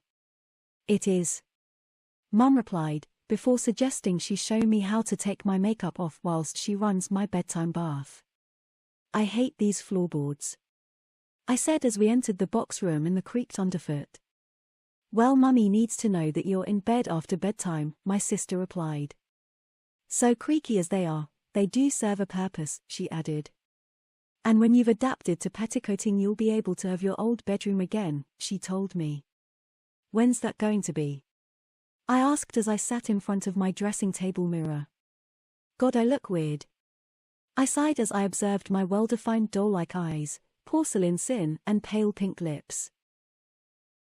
"You don't look weird, you just look lovely," she told me. "And I suppose you'll know when you've adapted because you'll look at yourself with makeup on and won't feel weird," she reckoned. I donned the stretchy fabric headband to hold my fringe off my forehead and from a drawer in my dresser, removed a pack of makeup wipes, some baby oil, cotton buds and cotton wool balls. The wipes removed my foundation and lippy, the balls removed my eyeshadow and the cotton buds swept away my eyeliner, leaving my face blank and looking very, very bland. Much to my embarrassment, my sister helped me undress right down to my knickers and training bra, and wearing just those, she sent me to the bathroom where Mum was waiting. "Did you bring a nappy and some rubbers?" she asked. I grimaced and shook my head, before trotting back to my room in the attic in my girly underwear to fetch a nappy and a pair of rubber knickers. I can't imagine ever getting used to this. It's one layer of humiliation on top of another, and when Mummy actually began to bathe me, it was even more humiliating. "I need to make sure you're clean," she said as she squeezed a big pink sponge over my head, rinsing out the shampoo. "And you need to condition your hair so it's nice and soft and shiny in the morning," she added. After my bath, Mum dried me with a big soft towel and covered me in talcum powder. She handed me the tub of nappy rash cream and told me to make sure I apply it properly, otherwise you'll get nappy rash, which means you'll need a nappy in the day until it's cleared up, she warned. I'll be in your room, she said, leaving me to don my nappy on my own. Once again, I cautiously poked my head out of the bathroom door to check the landing was clear before quickly trotting up to my room. Mum smiled at me as I entered. On my bed lay a pair of frilly white cotton over knickers and a pale blue nightie with frilly white trim. I frowned at them, but didn't complain. Once ready for bed, Mum asked me to choose a dress to wear tomorrow. Now? I asked. It's as good a time as any, she said. And you've still got a few minutes before bedtime, she added. Can I wear my jeans and the t-shirt Helen gave me? It's Sunday tomorrow, so you have to wear a Sunday dress, she told me. I can choose one if you prefer. I looked at the selection, 5 or 6 in total and all too girly for comfort. Okay, I said. I think this one. Mum said, selecting the pale blue one. It used to be your sister's. I know. I mournfully replied as she hung it from the back of my bedroom door. Mummy told me that when I wear a blue dress, that I need blue knickers, a blue training bra and a blue vest. Okay. I got into bed. We hugged and Mummy left me alone, locking the door and turning the light out. I huffed and sighed, feeling not the least bit sleepy. I lay awake for hours and wet myself long before I drifted off to sleep. On Boxing Day morning I discovered that my nappies turn pink when wet, which means Mummy will always know if I've used it or not. She let me in shower before breakfast and told me that it doesn't matter if I needed my nappy or not. It's there just in case and it's better to wet your nappy than your bed, she told me, before sending me to my room to dress. Matching knickers and training bra, remember, and don't forget to put a vest on, she said. Okay. I moaned. My sister had showed me how to put a bra on properly, but it was still really fiddly. The dress Mum chose was quite stretchy, so pulled on quite easily. I wasn't sure if I should wear tights or socks or which shoes, so I went downstairs barefoot. Mummy said I looked lovely and my sister said it was so nice to see her old dress getting some use again. We'll do your makeup after breakfast, she added. Then we'll go to Granny's. Mum said. I can't go to Granny's like this. I gasped. We always go to Granny's on Boxing Day. Mum reminded me. She knows you've been petticoated and she knows you'll be wearing a dress, and Auntie Claire and Uncle Paul and your cousins will be there too, and they know you've been petticoated too, she informed me. A panic began to well up inside me. Being dressed like a girl yesterday wasn't so bad because it was just my mum and my sister, 2 cousins plus my uncle and aunt and my grandmother is too many people too soon, but there was no getting out of it. After breakfast, I donned a pair of thin nude tights and my flat ballet-style shoes, and once again, my sister helped me with my makeup. This time I did my eyeshadow myself, but she did my eyeliner and mascara for me. I wore a blue Alice band in my hair and Mummy told me that I needed my little satin handbag. What should I put in it? I asked. Your lipstick, my sister said. And a clean pair of knickers, a nappy, rubbers, and over knickers, my mother added. What? Why? I exclaimed. Because petticoated boys always carry clean knickers and a nappy, just in case. Mum relied. Just in case of what? I whined. Just in case we get stranded and have to stay overnight somewhere. Mum told me. You'd need a nappy for bed and clean knickers in the morning, she said. Okay. I frowned. And the other reason is if you misbehave, she added. Your knickers are a privilege, not a right, and if can't behave yourself you'll be put in a nappy and everybody will know about it. My jaw dropped. I felt so self-conscious knowing there was a nappy inside my handbag. In fact, that worried more than my dress as we exited the house. The December air nibbled through my thin tights as we walked to Mum's car, but my woolly dress coat felt nice and warm, although to look at, it's clearly a girl's coat despite being navy blue. My aunt, uncle, and cousins were already at our grandmother's house when we arrived, and to be honest, they didn't seem at all fazed that I was dressed like a girl. Granny said she didn't think my mom was going to go through with petticoating me, after delaying it from my birthday, but added that she was glad she had. My mother always said that little boys are best behaved when dressed as girls, she told me, claiming that her brothers each had a Sunday dress when they were boys. My cousin Samantha, aged 14, said she liked my dress and Auntie Claire recognized it as one of my sister's hand-me-downs. Little Lottie is only 5 and probably too young to realize that there's anything odd about a boy in a dress, and Uncle Paul didn't comment on my attire at all, but did say I'd grown since he last saw me, and asked how I was getting at school. All in all, they just pretended it was normal that I was dressed like a girl, and after a short while, I kind of felt normal too. The next day I wore more casual clothes, a trendy canvas skirt that I'd got for Christmas, with black tights and my new trainers, plus a peach cardigan over a plain pink long-sleeve t-shirt. Mummy put some sparkly slides in my hair which looked a bit girly, but I guess that's to be expected now I'm a petticoated boy. My sister continued teaching me to apply my makeup, and although I wasn't very good at it, I was doing my own eyeliner and mascara, as well as eyeshadow, foundation, and lipstick. Practice makes perfect, my sister told me, and I suppose it does. By New Year's Eve, I began to feel like I'd got used to dressing in girls' clothes every day, but I hadn't got used to my bedtime routine. It was by far the most humbling aspect of being a petticoated boy.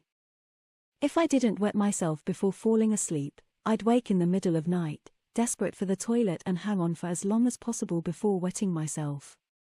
It's horrible, but as Mummy says, it's better to wet my nappy than my bed. Mummy took me shopping on New Year's Day for some new school clothes and let me wear my new jeans for the first time. When she said I could wear long pants for school, I figured she meant the pants I'd always worn, boys' pants. But no. She bought me several pairs of girls' school pants which have their fastening on the side and a bow on the front, plus a school skirt to wear whilst doing my homework, a pack of navy blue school tights, some white pelerin knee socks, and a new pair of school shoes which, whilst being girls' shoes, are lace-ups so they're not that girly at glance. We returned to school on the 3rd, and I was so embarrassed walking to school on the first day of term wearing my navy blue dress coat and girls' trousers over a pair of white knitted knee socks. I figured the best thing to do was come clean, so when anybody asked why I was wearing a girl's coat or girl's socks, or if anyone asked what I got for Christmas, I'd shrug and tell them I've been petticoated. They didn't know whether to laugh or pity me, and I expect behind my back, my classmates did both. No one teased or picked on me, and my form teacher kept me back after the afternoon registration and asked if I was getting on okay, to which I'd apathetically reply, I guess, miss. Do you think it's wise telling everyone that you've been petticoated? She asked. Would you rather I lie, miss? I smugly asked. Mummy asked how my first day back had been and seemed surprised when I told her how my classmates didn't know how to react when I told them that I'd been petticoated. Most boys try to keep it secret, she said. What's the point of that, Mummy? I retorted. There's no lie I can think of to justify why I'm wearing a girl's coat, trousers, and socks. I said. True. Mum frowned. Have you got any homework? Just an English assignment. I told her. Well, go and put your school skirt on. You can do it at the table in the kitchen, she told me. And bring that white Alice band down with you, she hollered as I left for my room. I changed out of my girly school pants and pulled the skirt on. It's short, pleated, and charcoal grey, and coupled with my pelerin knee socks, I look every bit the schoolgirl. I put the Alice band in my hair and checked my reflection before returning downstairs. Mum said I looked lovely before asking what my English assignment was. 500 words describing what I did over the Christmas holidays. I replied. Oh. Mum said, seeming somewhat abashed.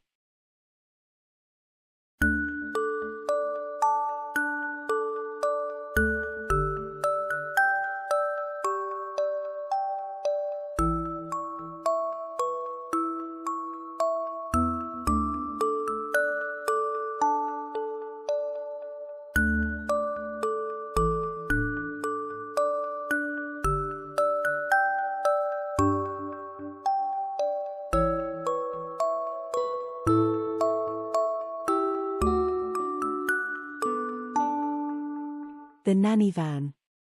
Very little goes unnoticed when you're living on a quiet cul-de-sac in the suburbs, and some middle-aged and middle-class couples have nothing better to do than to keep an eye on all the comings and goings on their quiet little street. People walking, someone mowing the lawn, a parcel being delivered, a car reversing from a driveway, kids playing or being noisy, a dog running free, and so on. Nothing much happens in suburbia, and little observations help keep the residents occupied and give them something to talk about. There's a van pulling up outside number 54. Harry mentioned to his wife. What sort of van? Maud replied. Delivery van, I guess, he said. What color is it? Grey. Does it say anything on the side? Maud asked. I don't know. I can't see from this angle. Harry impatiently retorted. Let's have a look. Maud said, appearing by his side and peering out of the front bedroom window. There's some women getting out. Harry remarked. Nannies, by the looks of them. They look more like prison wardens. The two women wore smart grey skirt suits, black nylons, and sensible shoes. Maud insisted that they were nannies. Why would they be going to 54? Harry wondered. Them kids are too old for a nanny. It depends on the nanny, his wife knowingly replied. You keep watching. I'll call Denise. Why are you calling Denise? Harry quizzed, keeping his eye on the van and the women. To tell her that the nanny van has turned up at 54. Maud and Harry are middle class, which means they have a telephone in the bedroom and in the hall. Let me know if they bring the boy out. Maud told Harry. Denise. You'll never guess what's just pulled up outside number 54. I can't quite see the side, but it looks like a county domestic van. The boy, I presume. You were telling me he'd been getting into bother. Maud said. Can you see anything, Harry? He shook his head. They haven't brought him out yet. Maud said to Denise. Go and have a look from your bedroom window. Maud instructed. Denise was already halfway to her bedroom. Slyly, she parted the net curtain and peered down at the van. Emblazoned on the side is County Domestic Services in large letters, under which the nature of their service is stated, debreacher and petticoater. Yes, I can see. Denise replied to Maud's line of inquiry. The nannies must be inside, she said, peering at the front door of number 54. Yes. I saw them go in. Maud said. Then called you straight away, she added. Mind if I pop round for coffee? Nosy more like. Harry dryly stated. What's going on? He asked. What's a county domestic van? You don't know what a county domestic van is? Maud asked. Harry shook his head. Didn't your mother threaten to call one when you were a boy? She quizzed. Harry shook his head and looked outside. They're putting the boy in the van, he stated. Where they taking him? He's not going anywhere. Maud replied. But he's about to embark on a journey, she added. What's that supposed to mean? Harry asked. Watch and learn, his wife said. I'll be back in a while. Maud left, leaving him clueless and perplexed.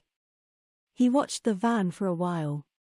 His wife had a good long look as she strolled past, heading to Denise, who lives opposite number 54. Intrigued, Harry looked from the window, but it didn't move and no one got in or out of it. After as few long minutes, he put the kettle on, made a cup of tea and returned to the window. Nothing. Just a van on the street. Harry soon got bored and read the paper instead. Meanwhile, his wife and neighbor Denise didn't once take their eyes off the van. They sat peering out of the bedroom window, gossiping, speculating, expectantly waiting. Almost an hour had passed before something happened. The van's rear door opened. One of the nannies emerged and stood to attention. Here he comes. Denise cooed. The women sniggered as the 12-year-old boy stepped out. He nervously glanced around before hanging his head. I love the way they dress them. Maud commented as she observed every detail of his prissy party dress. Like a 7-year-old. Denise replied as she also admired the dress, big collar, puffed sleeves, a bow on the back and clearly a voluminous petticoat beneath it. The boy reached into the van and took hold of something large, yet clearly not heavy. What's that? His nappies, I presume. Maud replied. Oh yes. Denise realized. I always felt putting them in nappies was rather cruel, she said as the boy mournfully walked toward his family home, flanked by the 2 nannies. It's just part of the process. Maud stated. Imagine being a boy and you're told you've got to wear frilly knickers from now on. I imagine they'd refuse. Denise presumed. Imagine being a boy and having to choose between wearing a pair of very frilly knickers, or a nappy. I'd choose the knickers. Denise replied. Exactly. Maud said. The nappies are just for bedtime really, but refuse to put your knickers on and you spend the day in a nappy instead. I see. Denise realized. That makes sense, she said. But they won't really need them at bedtime, she added. Not to begin with, but the beauty of petticoating is that they'll come to rely on them. Maud said. Denise quizzed what benefit that would have, and Maud explained. The main problem with adolescent boys is they have too much bluster, too much backbone and too much bravado. Too much of everything. Denise interjected. Quite. Maud agreed. So we put them in a dress to knock the wind out of their sails, and send them to bed early, wearing a nappy, like Big Baby, she stated. That's the bit I struggle with. Denise interrupted. He's long past the bed-wetting age. Well, if you'll let me finish. Maud impatiently sighed. The nappies they wear won't easily come off, so they have no choice but wet themselves. Of course they hang on for as long as they can, but they know it's inevitable. But as I understand it, after a few weeks of regular bedtime nappies, they'd psychologically adapt and stop waking up. After a month or so, they wake every morning in a wet nappy and have no recollection of doing it. Maud paused and sipped her coffee. So, they're trained to wet the bed again? Denise queried. Maud nodded. Denise reiterated that she felt it was cruel. Sometimes one has to be cruel to be kind. Maud said. But imagine being a teenage boy who wets the bed. It must be awful. It must. Maud agreed. How much bravado do you think you'd have? How much bluster or backbone? She asked. Not much at all. Denise nervously chuckled. Exactly. Maud stated. She turned her eyes to the window and the house opposite. Give it a couple of months and the last thing that boy will want is to get himself into bother. He won't be getting mixed up with the wrong crowd. He'll keep out of the allotments and won't kick the heads off next-door daffodils.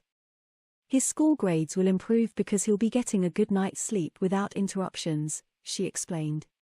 And he certainly won't be sneaking out after curfew, she added, since Denise had reported seeing him doing just that last weekend. I always thought simply dressing them as girls resolved most of that. Denise replied. Most but not all. Maud stated. Putting them in dresses won't assure a good night's sleep, but training them to become nocturnally incontinent will, she informed Denise. And they only wet themselves. It's not like they wake up soiled. Yes, I suppose. Denise concurred. And you said yourself he had it coming to him. Maud replied. I did. Denise replied. I didn't expect the nanny van though. I didn't think the Jacksons were the sort. Whenever I've spoken to his mother about his behavior, she just says boys will be boys, and the father's not much use either. He's not the type who'd put him over his knee and give him a good hiding. I don't really agree with beating children. Maud stated. Does more harm than good in many cases, she added. Petticoating is harmless, yet humbling, she said, looking over at number 54. Eventually the nannies left number 54 and drove away. Maud returned home. Did you see, Harry? She enthused. See what? The boy from number 54 coming out of the van? Oh, him, no. I watched for a while but nothing happened, so I read the paper instead. Harry replied. Why, what did I miss? He quizzed. The most exciting thing to happen on this street for years. Maud exclaimed, then explained. Harry could scarcely believe his ears. They dressed him as a girl, he gasped. His wife replied. So if you ever see a girl in a very prissy dress coming or going from number 54, it's that boy, she told him. And when you do, make sure you let me know because I don't want to miss anything. I'm sure Denise will keep you posted, darling. Harry replied before returning his attention to the newspaper. A few moments passed before Harry asked what good is dressing him like a girl supposed to do. How would you feel if it was you when you were his age? Humiliated, he said. Embarrassed, he added. Ashamed. Exactly. Maud replied. It's the perfect antidote for boisterous boys, she stated. I suppose. Harry mumbled. Maud, Harry and Denise weren't the only people on that sleepy little cul-de-sac to see the nanny van parked outside number 54. At number 36, Kevin, an 11-year-old boy, sat peering out of his bedroom window and saw a girl get out of the van and go into the house. A few minutes later, his mother entered with a bundle of laundry. Some girl's moving into number 54, he told her. What makes you think that? His mother asked. Because she came in a delivery van and carried a big box, and the women who were with her had some cases too. Kevin said. His mother peered out of the window and across the street. There is a van, she said. But I don't think it's a delivery van, she added. Go and fetch the binoculars, please, Kevin. What is it? He asked as his mother made some murmured remarks as she peered through the binoculars. Let me see. It's not a delivery van, it's a county domestic services van, she told him. What's that? A debreacher and petticoater, she replied. Kevin remained clueless. His mother lowered the binoculars. It's what happens when boys can't behave themselves, she told him. I think that girl you saw might have been the boy from number 54. It can't have been. She was wearing a dress, with a big bow on the back. Kevin described. And a big ribbon in her hair. If it says debreacher and petticoater on that van, then it only means one thing, his mother told him. Once again, Kevin asked what it meant. Well, debreaching means to take a boy out of breeches, or trousers as we call them these days, his mother told him. And petticoating means putting a boy in petticoats, or dresses, girls' clothes. Why? Kevin gasped. To make them behave themselves, his mother said. I think that boy over there must have been getting into trouble, she assumed. Do you know him? No. Kevin replied. I see him at school but he's not in my year. Well, best to steer clear. He'll be a bad influence, his mother warned. Or would have been, she added. He'll be on his very best behavior from now on, I expect. How does wearing a dress make him behave? Kevin quizzed. I'll buy you one then you can find out, his mother replied, smiling. I don't want a dress. Kevin retorted. Most boys don't, his mother replied. Many other curtains twitched whilst the county domestic services van was parked outside number 54. Those who didn't know what it was presumed it must be a plumber or possibly an appliance repair service, and those who did know watched with intrigue until the van had gone. In the days that followed, the residents and neighbors would stop and gossip in the street. Did you see the van outside 54? One would ask. No, but I heard about it, another might reply. Have you seen the boy since? One might ask. Not a glance. Have you? The response could be. I heard that he's been put back in nappies too, one might say. I've no sympathy, one might retort. Serves him right, another might agree. Nappies at his age. Whatever for, someone might ask. That's beyond cruel, they might claim. Social services should be informed, they could rant. Social services probably sent the nanny van, some would retort. A few years in petticoats will keep him out of trouble.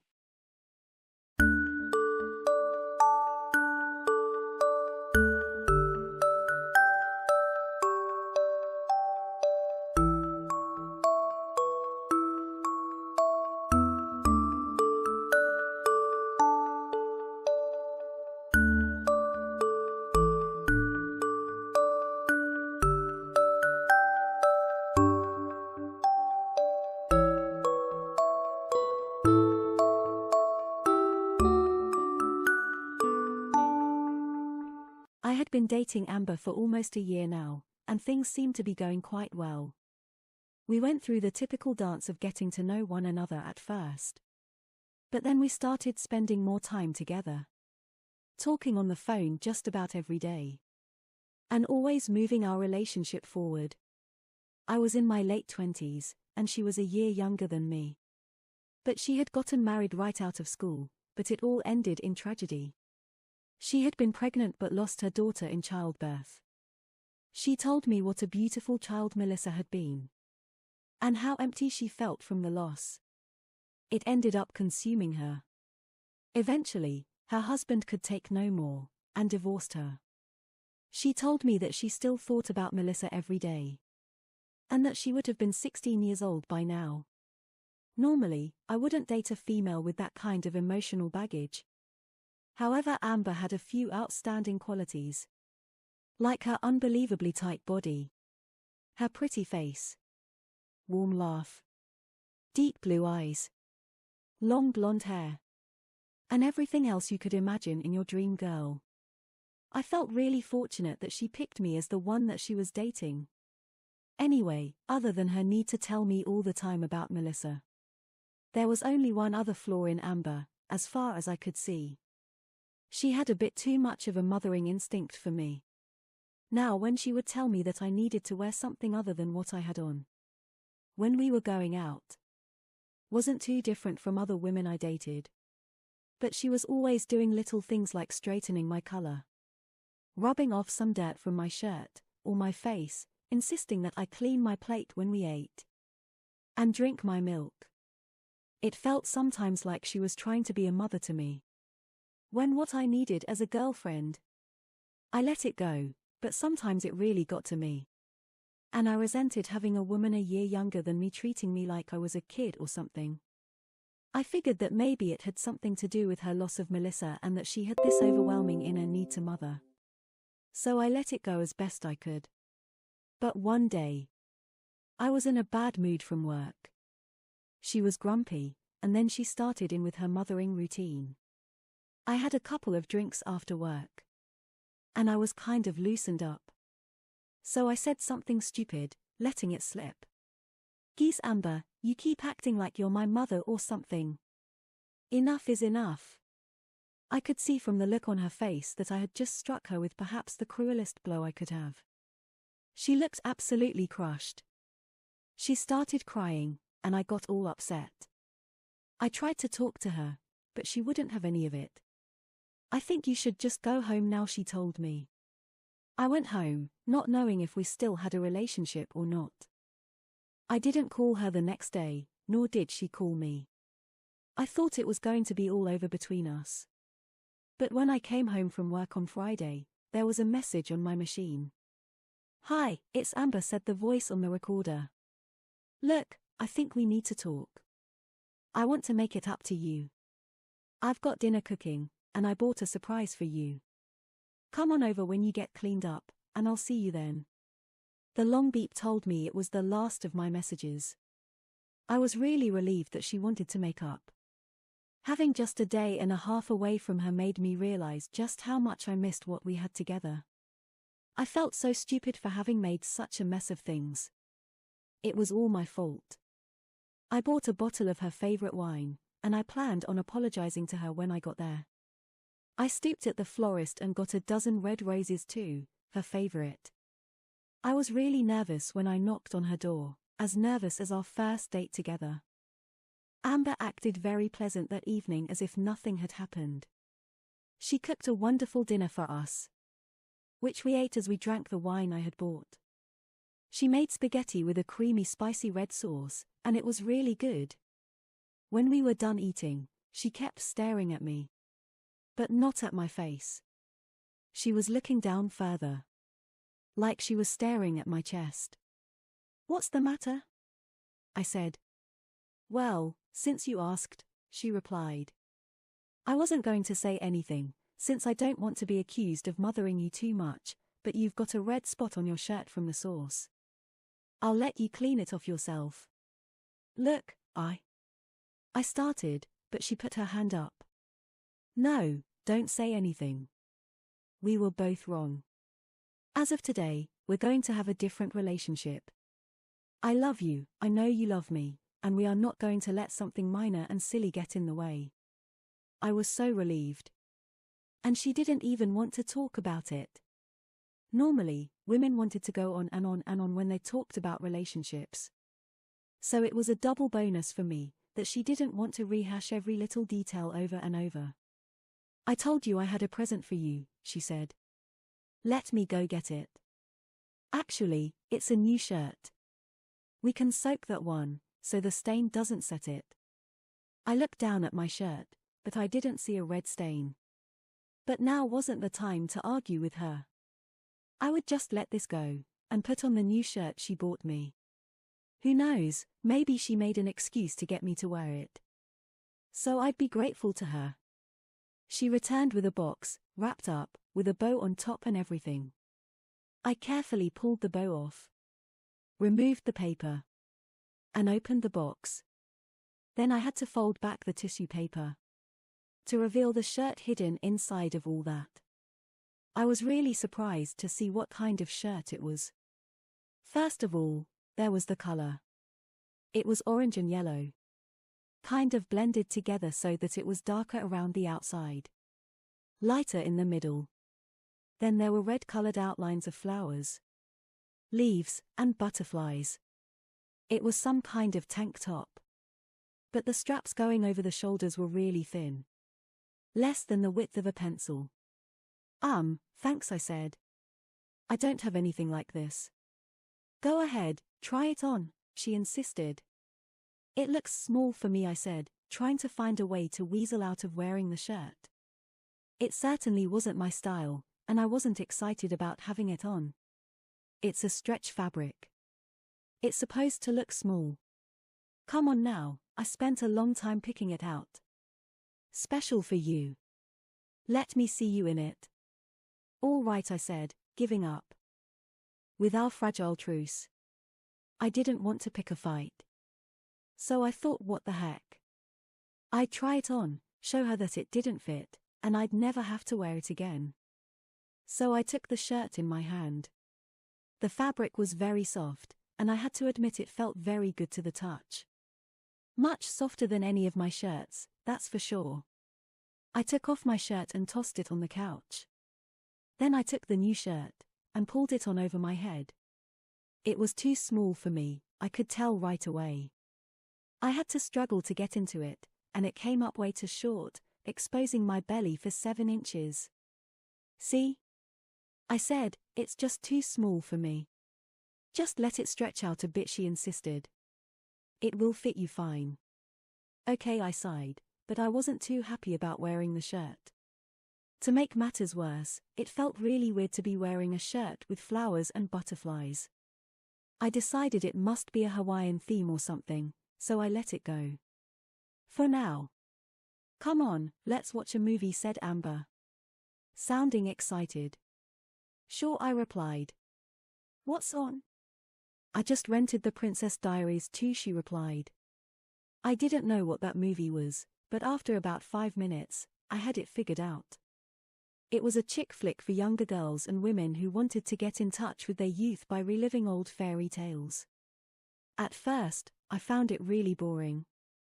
But as it went on, I had to admit that my interest kept growing. So that by the end, I was really cheering for the big ending. I clapped my hands together and grinned. "Wasn't that a good movie, dear?" said Amber. "Yes, it was," I replied. "That was fun. Can I stay up late and watch another movie?" Do you have homework to do? She asked. No, of course not, I said. All right. Then we can watch one more movie. But first, you really need to change clothes, dear. Those big pants look really silly on you. I looked at myself. I was horrified to see that I had on these giant oversized pants. These just hung off of my body. Why in the world was I wearing them? Amber led me to her room, where she had a nice outfit laid out for me.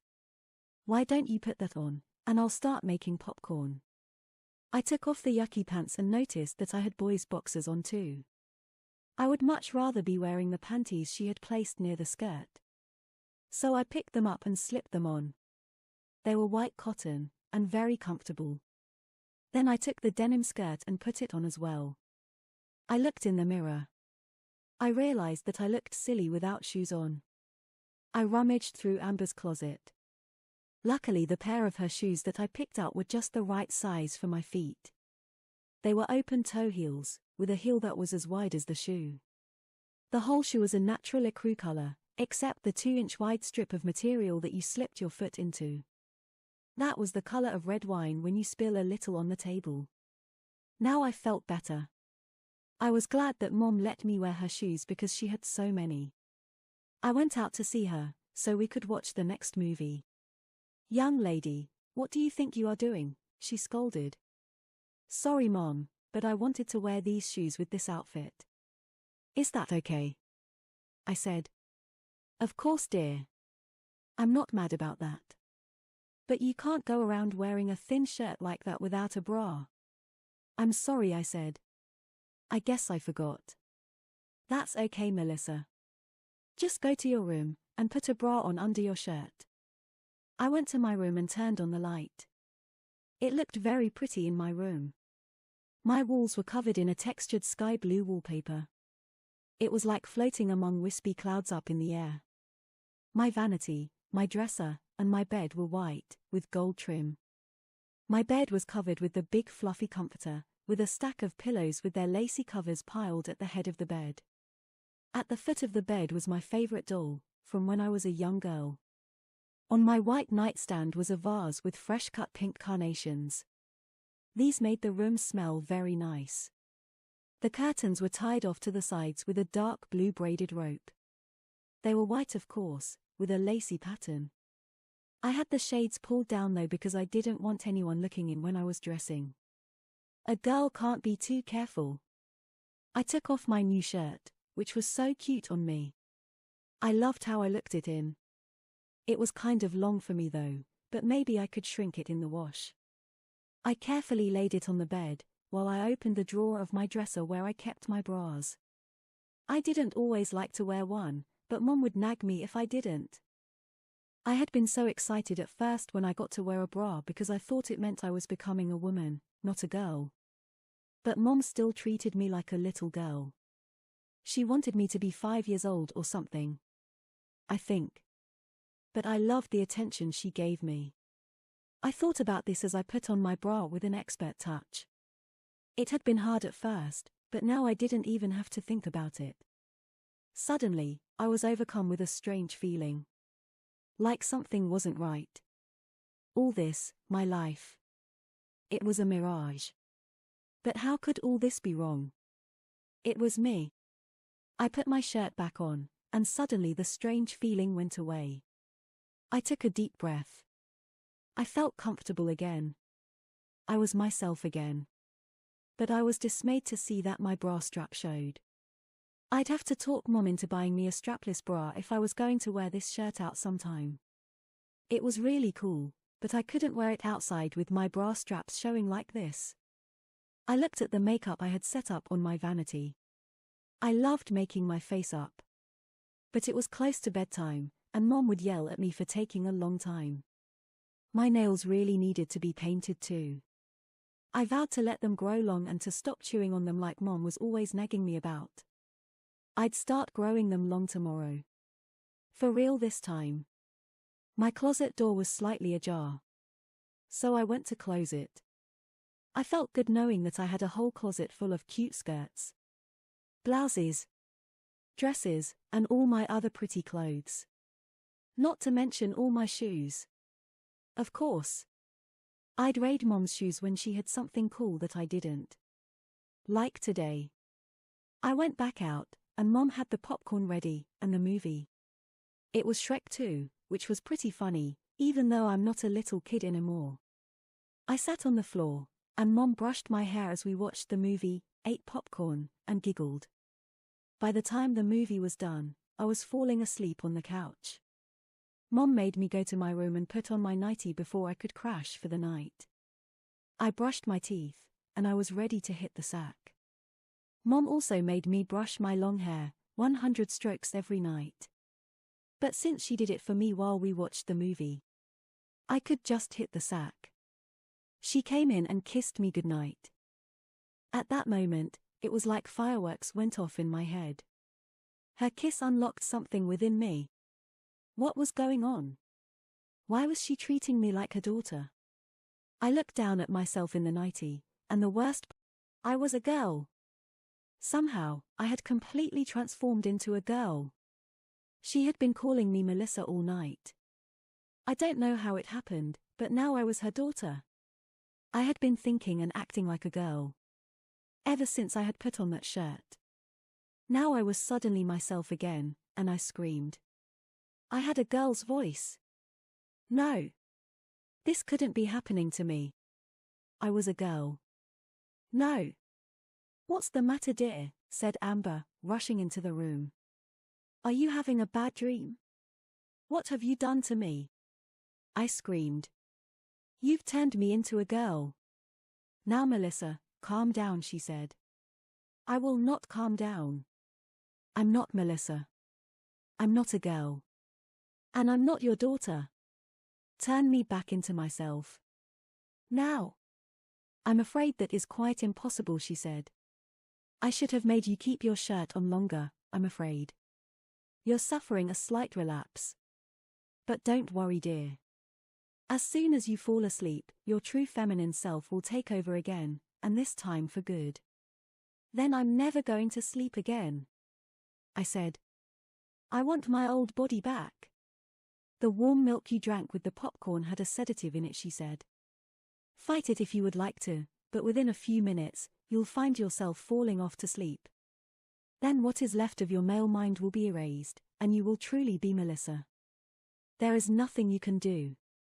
You just need to accept it. You are my daughter now. You are a girl. There is no going back for you. It is quite permanent, and nothing in the world can change things for you. How did you do this to me? I said. You have the mind of a young girl now, she replied. You wouldn't understand. It's a grown-up topic, dear. You are such a pretty little girl. Let me sing you a lullaby. No. I'm not going to sleep. I said. Rock-a-bye baby, on the treetops sang Amber in a soothing voice. When the wind blows, the cradle will rock. As much as I didn't want to, I fell quiet. Seeing her looking down at me, singing softly and gently, I suddenly was overcome with a sense of calm, warmth, and love. When the bough breaks, the cradle will fall. I yawned. I felt so tired. It was overwhelming. It was taking every bit of my strength to keep my eyes open now. I was too weak to yell out. I was too weak to fight off sleep anymore. And down will come baby, cradle, and all. I hardly heard the last words as I fell off to sleep. Now, Melissa, on Monday you'll be starting at your new school, said Mom. New school? I replied. Yes. I've enrolled you at the St. Virginia Academy. You will get a much better education there than at the public school. But that's a girls' school, I said, upset. I'll have to wear a uniform. That's right, dear. We're going shopping today to buy you some of their cute little red plaid skirts. The blazer. The white socks. And the standard black shoes. But Mom, I'll never meet any boys if I go there. I said. You will have plenty of time for boys. You have your whole life ahead of you. You'll meet a boy someday. But now you need to concentrate on your studies. It's not fair, I said. Life isn't fair, she replied. Now go get dressed up, I'll take you out to breakfast, then we'll get your new school uniforms. If you behave, we can go to the mall, and you can get a new pair of shoes too. How's that for fair? I love you, Mom, I said, giving her a big hug. I love you too, Melissa. Your mommy loves you very much.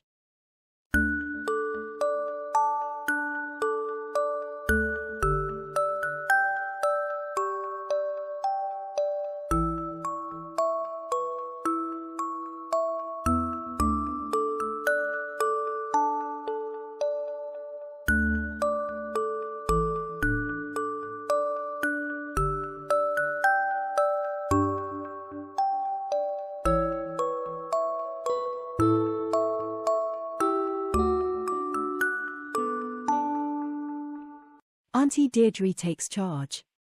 My mother had been a keen equestrian. However, when I was barely in my formative years, she was thrown from her horse. This, unfortunately, left her in a wheelchair, paralyzed from the waist down. On reflection, I feel at this time I was lucky enough to have my father still around. If I had done something to warrant discipline, it would now normally be a case of being sent to my bedroom, with the classic words, "Wait till your father gets home." On the occasions that this happened, my father would come to my bedroom, put me over his knee, and smack me over the seats of my trousers. In all honesty, for a father, he was fairly gentle with me, thus the discipline he met out did not really do me much good. One day, I was out playing in the garden. Mother was there too and talking over the fence to our left-hand neighbor, who I called Auntie Deidre. Auntie Deidre was in her late 50s and had 2 grown-up children. Mother was moaning about my lack of discipline when I heard Auntie Deidre say, "Jeff needs a much harder spanking." As you may be able to imagine, I certainly cocked up my ears at that remark. Mother then said something to the effect that my father did not much like having to discipline me. Auntie Deidre went on the reply, "Well, if you really want him to be smacked properly, I will happily come round and do it." I can tell you, it certainly kept my 2 on the straight and narrow. By now I was really getting very embarrassed. So much so that I decided that it would be in my best interest if I moved myself further up the garden to avoid hearing the rest of the conversation. It was at that moment my mother shouted at me, "Simon! Come here!" Reluctantly and slowly I went back up the garden to where my mother and Auntie Deidre were standing. Auntie Deidre looked at me appraisingly, almost as if she was already sizing me up. Then to my horror, Mother came out with the following. "Auntie Deidre and I have been talking. Your general behavior has been becoming quite unacceptable in recent times, and it is not going to be tolerated. So in the future, if you misbehave, Auntie Deidre will be coming round to deal with you and will be giving you the smacked bottom you deserve. Do you understand?" I blushed deeply at the mention of something so embarrassing as corporal punishment, but managed a nod. "Have you been a good boy for your mother today, Simon?" Auntie Deidre demanded. Fortunately, Mother answered for me. "Yes, smacked bottom off his father last night, so he's behaving himself for now. At his age, his father should be taking the belt to his bottom," Auntie Deidre shot back. "Well, see you behave yourself from now on, Simon, you won't like my medicine, believe me." For a few weeks, I was the best behaved son in town. Just the threat of Auntie Deidre coming round to smack me appalled me. The thought of having my bottom smacked by a woman who wasn't my mother was mortifying. I thought about it a lot. Would Auntie Deidre use the belt she said my father should employ? As I say, I was well behaved for a long time. But such was the nature of me at that time that they can't be good for too long. I forget exactly what I had done naughty, but one afternoon, soon after I got home from school, Mother exploded on me and said, "Right, I'm ringing Auntie Deidre." I begged her not to, but she was having none of it. She scooted her wheelchair over to the telephone and made the call. It was a relatively short one. "Right, young man, sit on the sofa, and we'll wait for Auntie Deidre to come. I sat there, misery personified. I remember listening to the lounge clock ticking for what seemed like hours, but of course, it was only a few minutes. Before too long, we heard the back door open. This was in the days when doors were rarely locked, except at night, and Auntie Deidre calling out, "We're in the lounge." Mother shouted back. Our neighbor came through the door. In her right hand was a wooden hairbrush. She sat down on the sofa next to me. "Well, Simon, what have you been up to?" she asked. Before I could open my mouth, it became clear that this was a question not really aimed at me, as Mother described my misbehavior, adding to the list one or two little sins I thought had been ignored or forgotten. "Well, Auntie Deidre," now looking me right in the eye. "It sounds to me like somebody needs his bottom smacked." My mouth opened in protest, but no words would come. "Yes, he does," Mother confirmed behind me to my horror. The room was a combined lounge diner. Auntie Deidre got up, took a chair from under the dining table, and placed it in the center of the room, facing Mum's wheelchair. Auntie Deidre sat down on it, put the hairbrush down on her lap, and called me to her side, which I did very reluctantly. "A good smacked bottom," Auntie Deidre said, looking me straight in the eye again. "This is what naughty boys need, isn't it?" That was another one that didn't need an answer from me. She picked up the hairbrush. "Lie over my knee." I did as I was told, being familiar with the position from my father's spankings. Auntie Deidre pulled my shirt back a bit to expose my bottom properly and put an arm around my waist. It was a grip of iron, and I was about to discover why it was necessary. The smacked bottom with the hairbrush that followed was the worst smacking I had ever had in my young life. Mother's own hand smackings had been quite sharp and definitely to be avoided, especially compared with Father's fairly innocuous spankings, but this was in a different league. She aimed most of the strokes hard and low, I guess so that I would really feel the chastisement for a while when I sat down, which I certainly did. I was finally let up, a blubbering wreck. Auntie Deidre took me by the hand and steered me over to an empty corner of the room. I was ordered to put my hands on my head and was left there, crying and newly smacked bare bottom on show. When Father got home, Mother delighted in regaling him with all the intimate details of my punishment. To say that the results on my behavior were spectacular would be an understatement. Even Father stopped smacking me when he saw how much better the results were when I was turned over Auntie Deidre's knee.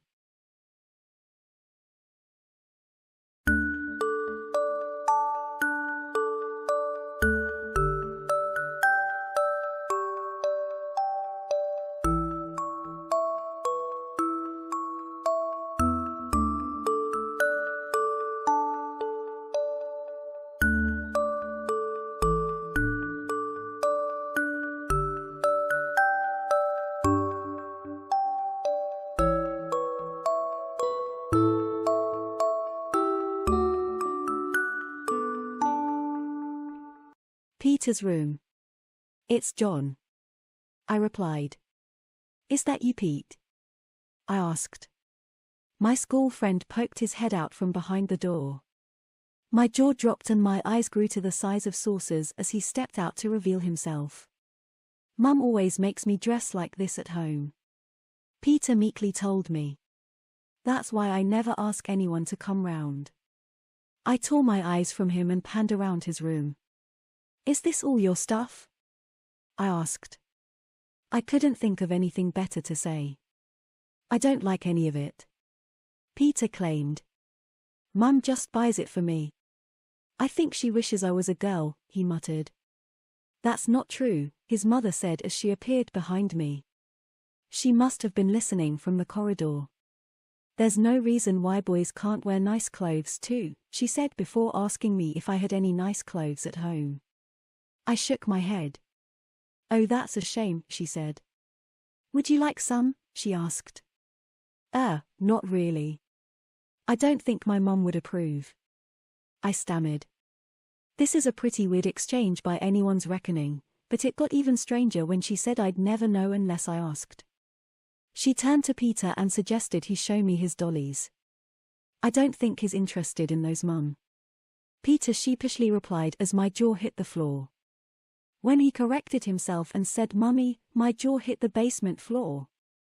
Pete's mother asked if we'd like a drink of juice fetching, but we both declined. She left us alone. Pete looked like he wanted the floor to swallow him whole. "Sorry, Peter.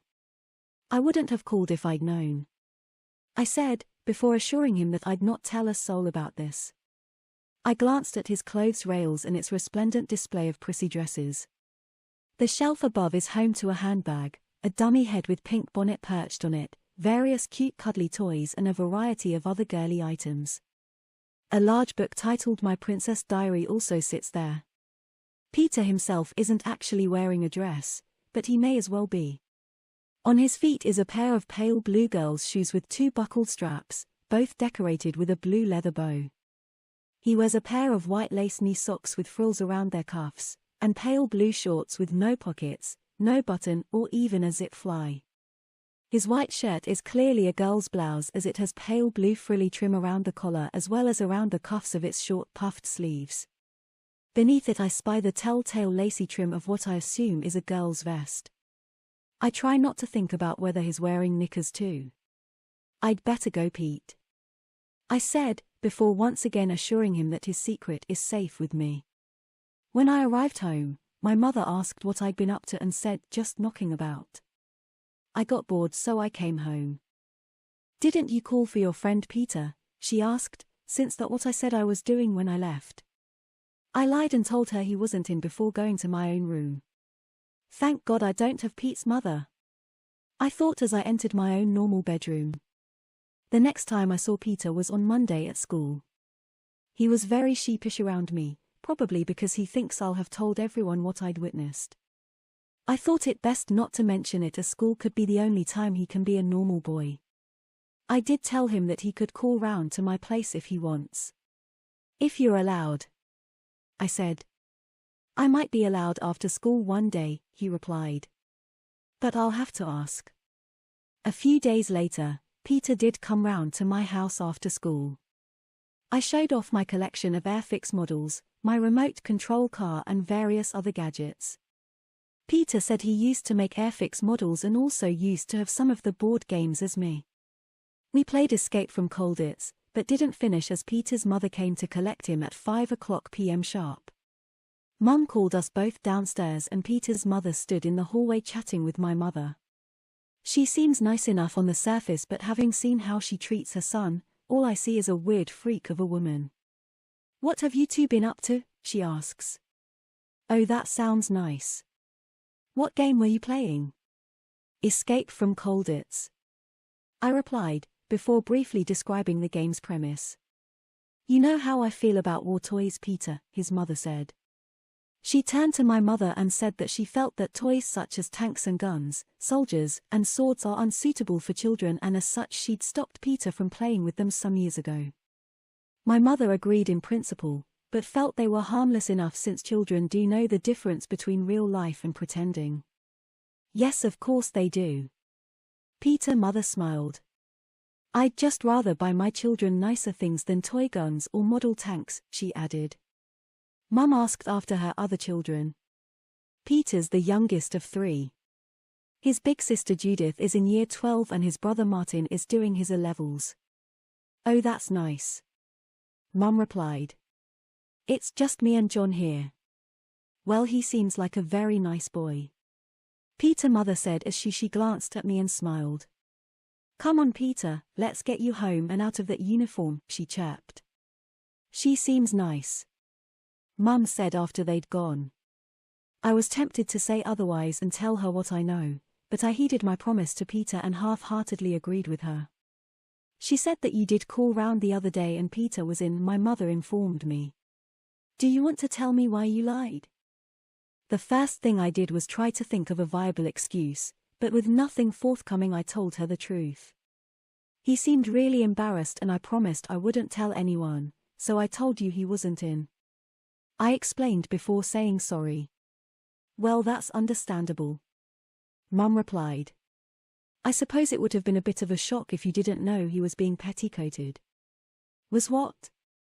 I asked. "Petticoated," I quizzed.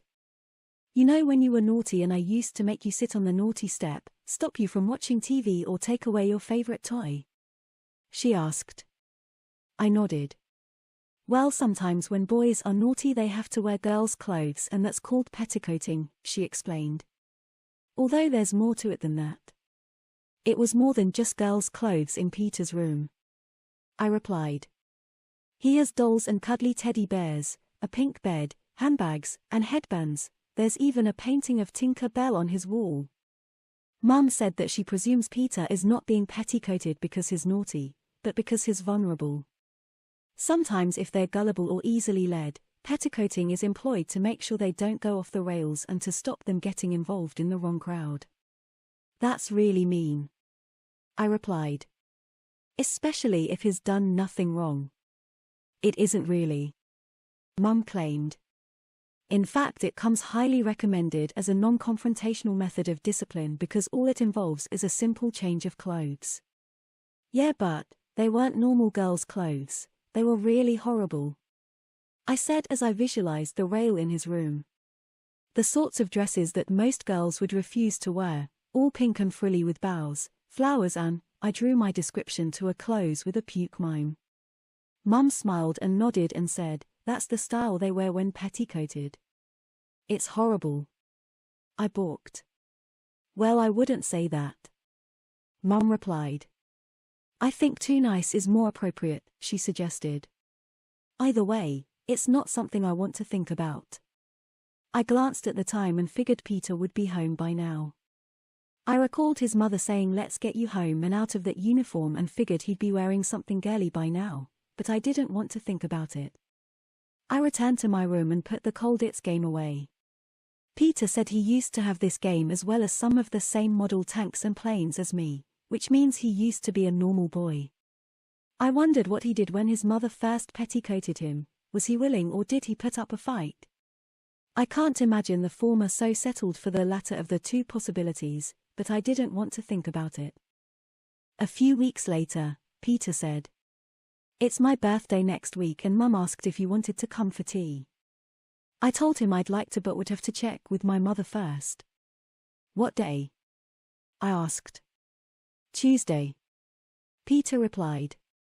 The 60th, but I'll forewarn you, he added, I have to wear my party dress. I tried to get out of it but Mum wouldn't budge. He hung his head and I said I hoped I wouldn't have to wear a dress too. You're not petticoated like me, he replied. I told him that I'd have to check with my mother first. I wasted no time telling my mother that Peter had invited me to his birthday when I arrived home. I know. Mum replied. An invitation came through the letterbox this afternoon, she told me. I assume his mother popped it round, she said as she passed me the card. Peter warned me that he'll have to wear a dress. I said as I took the card, pink and white striped with a print of a pink satin bow and the words Peter's birthday party written on the front. On the reverse it says you're invited to join us in celebration of Peter's 13th birthday party. The whole thing is pink and girly, even the ornate lettering makes his name look girly. I feel sorry for him. He doesn't have many friends and I guess I really should accept the invitation, but if he'll be wearing one of his prissy dresses, maybe I should decline. I'm not sure if he wants me to go or if his mother told him to invite me. I said. I got the feeling he'd rather I didn't. What makes you say that? Mum asked. I just think he'd rather keep his friends and his home life separate. I said. He never invites anyone around and he wasn't happy when I called unannounced that time. I added. But he has invited you. Mum said. He might be upset if you don't go, and if he doesn't have many friends it won't be very nice celebrating his birthday alone. If I had to wear a dress on my birthday I think I'd rather celebrate alone. I replied, adding that it would be a pretty weird party with Peter having to wear a dress. I'd feel out of place. Not necessarily. Mum replied. You could show him some solidarity and wear one too. First of all, I flat refused. Secondly, I asked what solidarity meant and thirdly I reminded my mother that I'm not petticoated like Peter. The first thing Mum said was that solidarity means unity and that I should stand by and support my friend. You may not be petticoated like Peter is, but that's no reason why you can't put yourself out for once, was the second thing she said, and third and finally she asked me how I'd feel if my best friend snubbed me on my birthday. I'm not snubbing him, Mum. I whined. I just don't think he wants me to go and I don't really want to go either. Mum gave me one of those looks. Well, I'm disappointed in you, John. I thought you were a better friend than that, she said. The following day at school, Peter asked me if I'd asked my mum if I could attend his party. Reluctantly I said I had. And, he asked, are you coming? I shrugged and said, I dunno. I explained that I have a feeling he'd rather I didn't go. Considering how things are for you at home, maybe you'd rather your schoolmates didn't go there. I told him. He rephrased the question and asked if I wanted to go. I would if you didn't have to wear a dress. I replied. But my mum's telling me that I should wear one too. I added with great reluctance. Well, in that case, if I were you I wouldn't go. Peter said. Dresses are horrible, no one should have to wear them, not even girls. I couldn't help but agree with him, and since so many girls spent most of their time wearing boyish clothes, he's probably right. Thing is, I began, with a trembling voice I told him that my mother had said that if I refused to go, then she's no option but to consider petticoating me. How long for? Peter asked. I dunno, I didn't ask. I replied. How long have you been petticoats? I was 8. 8? I almost yelped. I quickly deducted 8 from his current age of 12 and said. That's 4 years. It'll be 5 years next Tuesday, he confessed. It started on my 8th birthday. Blimey. I couldn't imagine how he must feel having spent 5 long years wearing nothing but girls' clothes. So the only time you can wear boys' clothes is at school? I asked. Peter nodded. I gulped and spent a few seconds weighing up my options. I guess I'd rather wear one for your party than risk having to wear one all the time. That evening, my mother asked me if I'd made my mind up about Peter's party. With great reluctance I told her I'd go and that I'd wear a dress if I have to. A broad grin swept my mother's face. She told me that it can't have been an easy choice to make and said she was proud of me for taking the not-so-easy option. Well, I'd rather wear one for just one day than have to wear one every day like Peter does. I replied. So you have taken the easy option? Well, I'd hardly call it easy, but it seems easier. On Saturday morning my mother insisted that I have a bath before we go into town. Why? I moaned, not wanting to miss any of the Saturday morning TV more than anything. Because we're going to find you a party dress and you need to be nice and clean. She replied. Today? I whined. Well, when do you suggest? Mum asked. Tomorrow when the shops are shut, or Monday whilst you're at school, she suggested. I would have said never, but I've signed up to this and I can tell that my mother isn't going to let me change my mind.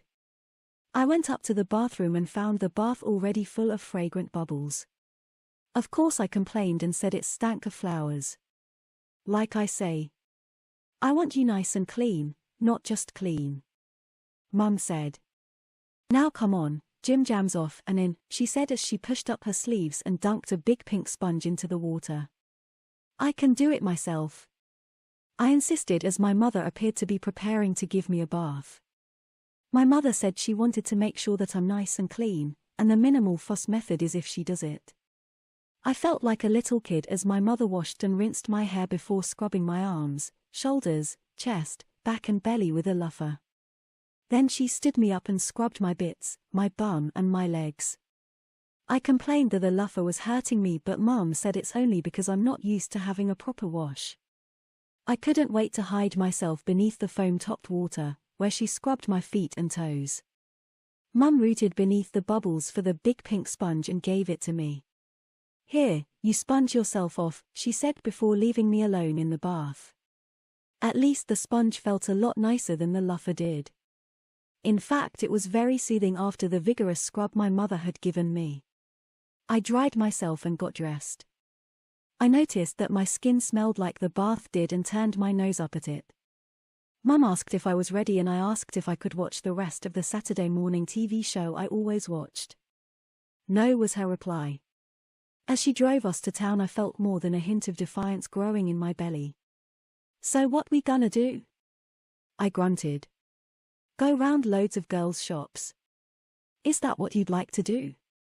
Mum asked in a cheerful tone. No, I retorted. Oh. Mum replied, pretending she was disappointed. Well, in that case, you'll be glad to hear that we're going to a petticoating shop, she informed me, adding that only in such a shop would we find some dresses as nice as the ones Peter has. I didn't have anything to say on the matter, apart from blue, when Mum asked me if I preferred pink or blue. She drove into the center of town and right out the other side. Where we going? I quizzed as we left the town center behind us. That'll take hours. I whined when she told me that we're going to Brighton. Hence me not wanting you spending all morning watching TV. Mum replied. We drove through part of the New Forest, past Southampton and Fareham before taking the slower yet more scenic coastal route. I kept forgetting why just we were going to Brighton and mostly enjoyed the journey. It only really dawned on me after we'd parked the car and found the shop. This'll be it, Mum said, pointing out a very pink shop across the road. Angelic pretty? I read from the sign. I've got a bad feeling about this. I crossed the road and headed towards it. I recoiled at the dresses in the window. The only other time I've seen such horrendous designs was in Peter's room all those months ago. I can hardly believe that here I am, going to buy something similar so I can attend his birthday party. Inside, the shop stretched much further back than expected and it's laid out in partition sections, making it feel more like lots of little shops rather than one big shop. One section would be all purple and lilac things, another is all white, some have all rabbit, teddy bear or kitten designs, and another is dedicated to Hello Kitty stuff. Towards the back is a pink and blue section, which Mum pays more attention to since I'd apparently like a blue dress, but I'm not being very helpful when she tries to find one I like. There's also a completely blue section in which I spot something that doesn't look too bad. It's one of those old-fashioned sailor-style dresses in navy blue with no satin, no frilly stuff and no bows hanging all over it, just some white stripes around its big square sailor-style collar. Well, it's nice, Mum said. And I'm sure it'd look lovely, but it's not really a party dress, is it? I don't know, I replied. I just like it better than all the other stuff in here, I said as I cast my eyes around the items on display. In addition to the prissy dresses were some short suits similar to that Peter wore on the day I visited him. Although absolutely fucking horrible, they too didn't look quite as bad as many of the dresses, so I suggested one of those, but not in a girly color. Again, Mum said they were nice, but for a party I need a party dress. I was surprised at just how big the shop was on the inside, and was doubly surprised when I realized that there's also an upper floor. If the ground floor was scary viewing for a boy, then the upstairs put the fear of God in me. Not only does it have a huge selection of the girliest footwear you've ever seen, it also has underwear and sleepwear too. We had a quick browse upstairs before Mum said that we need to find me a dress before we start choosing underwear and footwear. I don't want underwear, I blurted. Please don't raise your voice to me, John, Mum said. I quietly apologized before quietly telling her that I neither want nor need any of that underwear. If you don't have nice underwear too, you'll only be half dressed, she told me. I suggested that my own boys' undies would do, but Mum said it most certainly would not do. You need nice underwear, she informed me. Now are you going to help me choose a dress, or shall I just choose one for you? I shrugged and said they all looked horrible. Mum asked if that means I want her to choose one for me. Well, I can't choose one. I hate them all, I replied. So long as it's not pink or something, I said. Mum suggested finding me a nice blue one and I agreed, before reminding her about the sailor-style one that looked okay. Nice as it is, it's not really a party dress, she replied. But if you'd really like it, I don't mind buying it as well as a party dress. No, it's okay, I replied.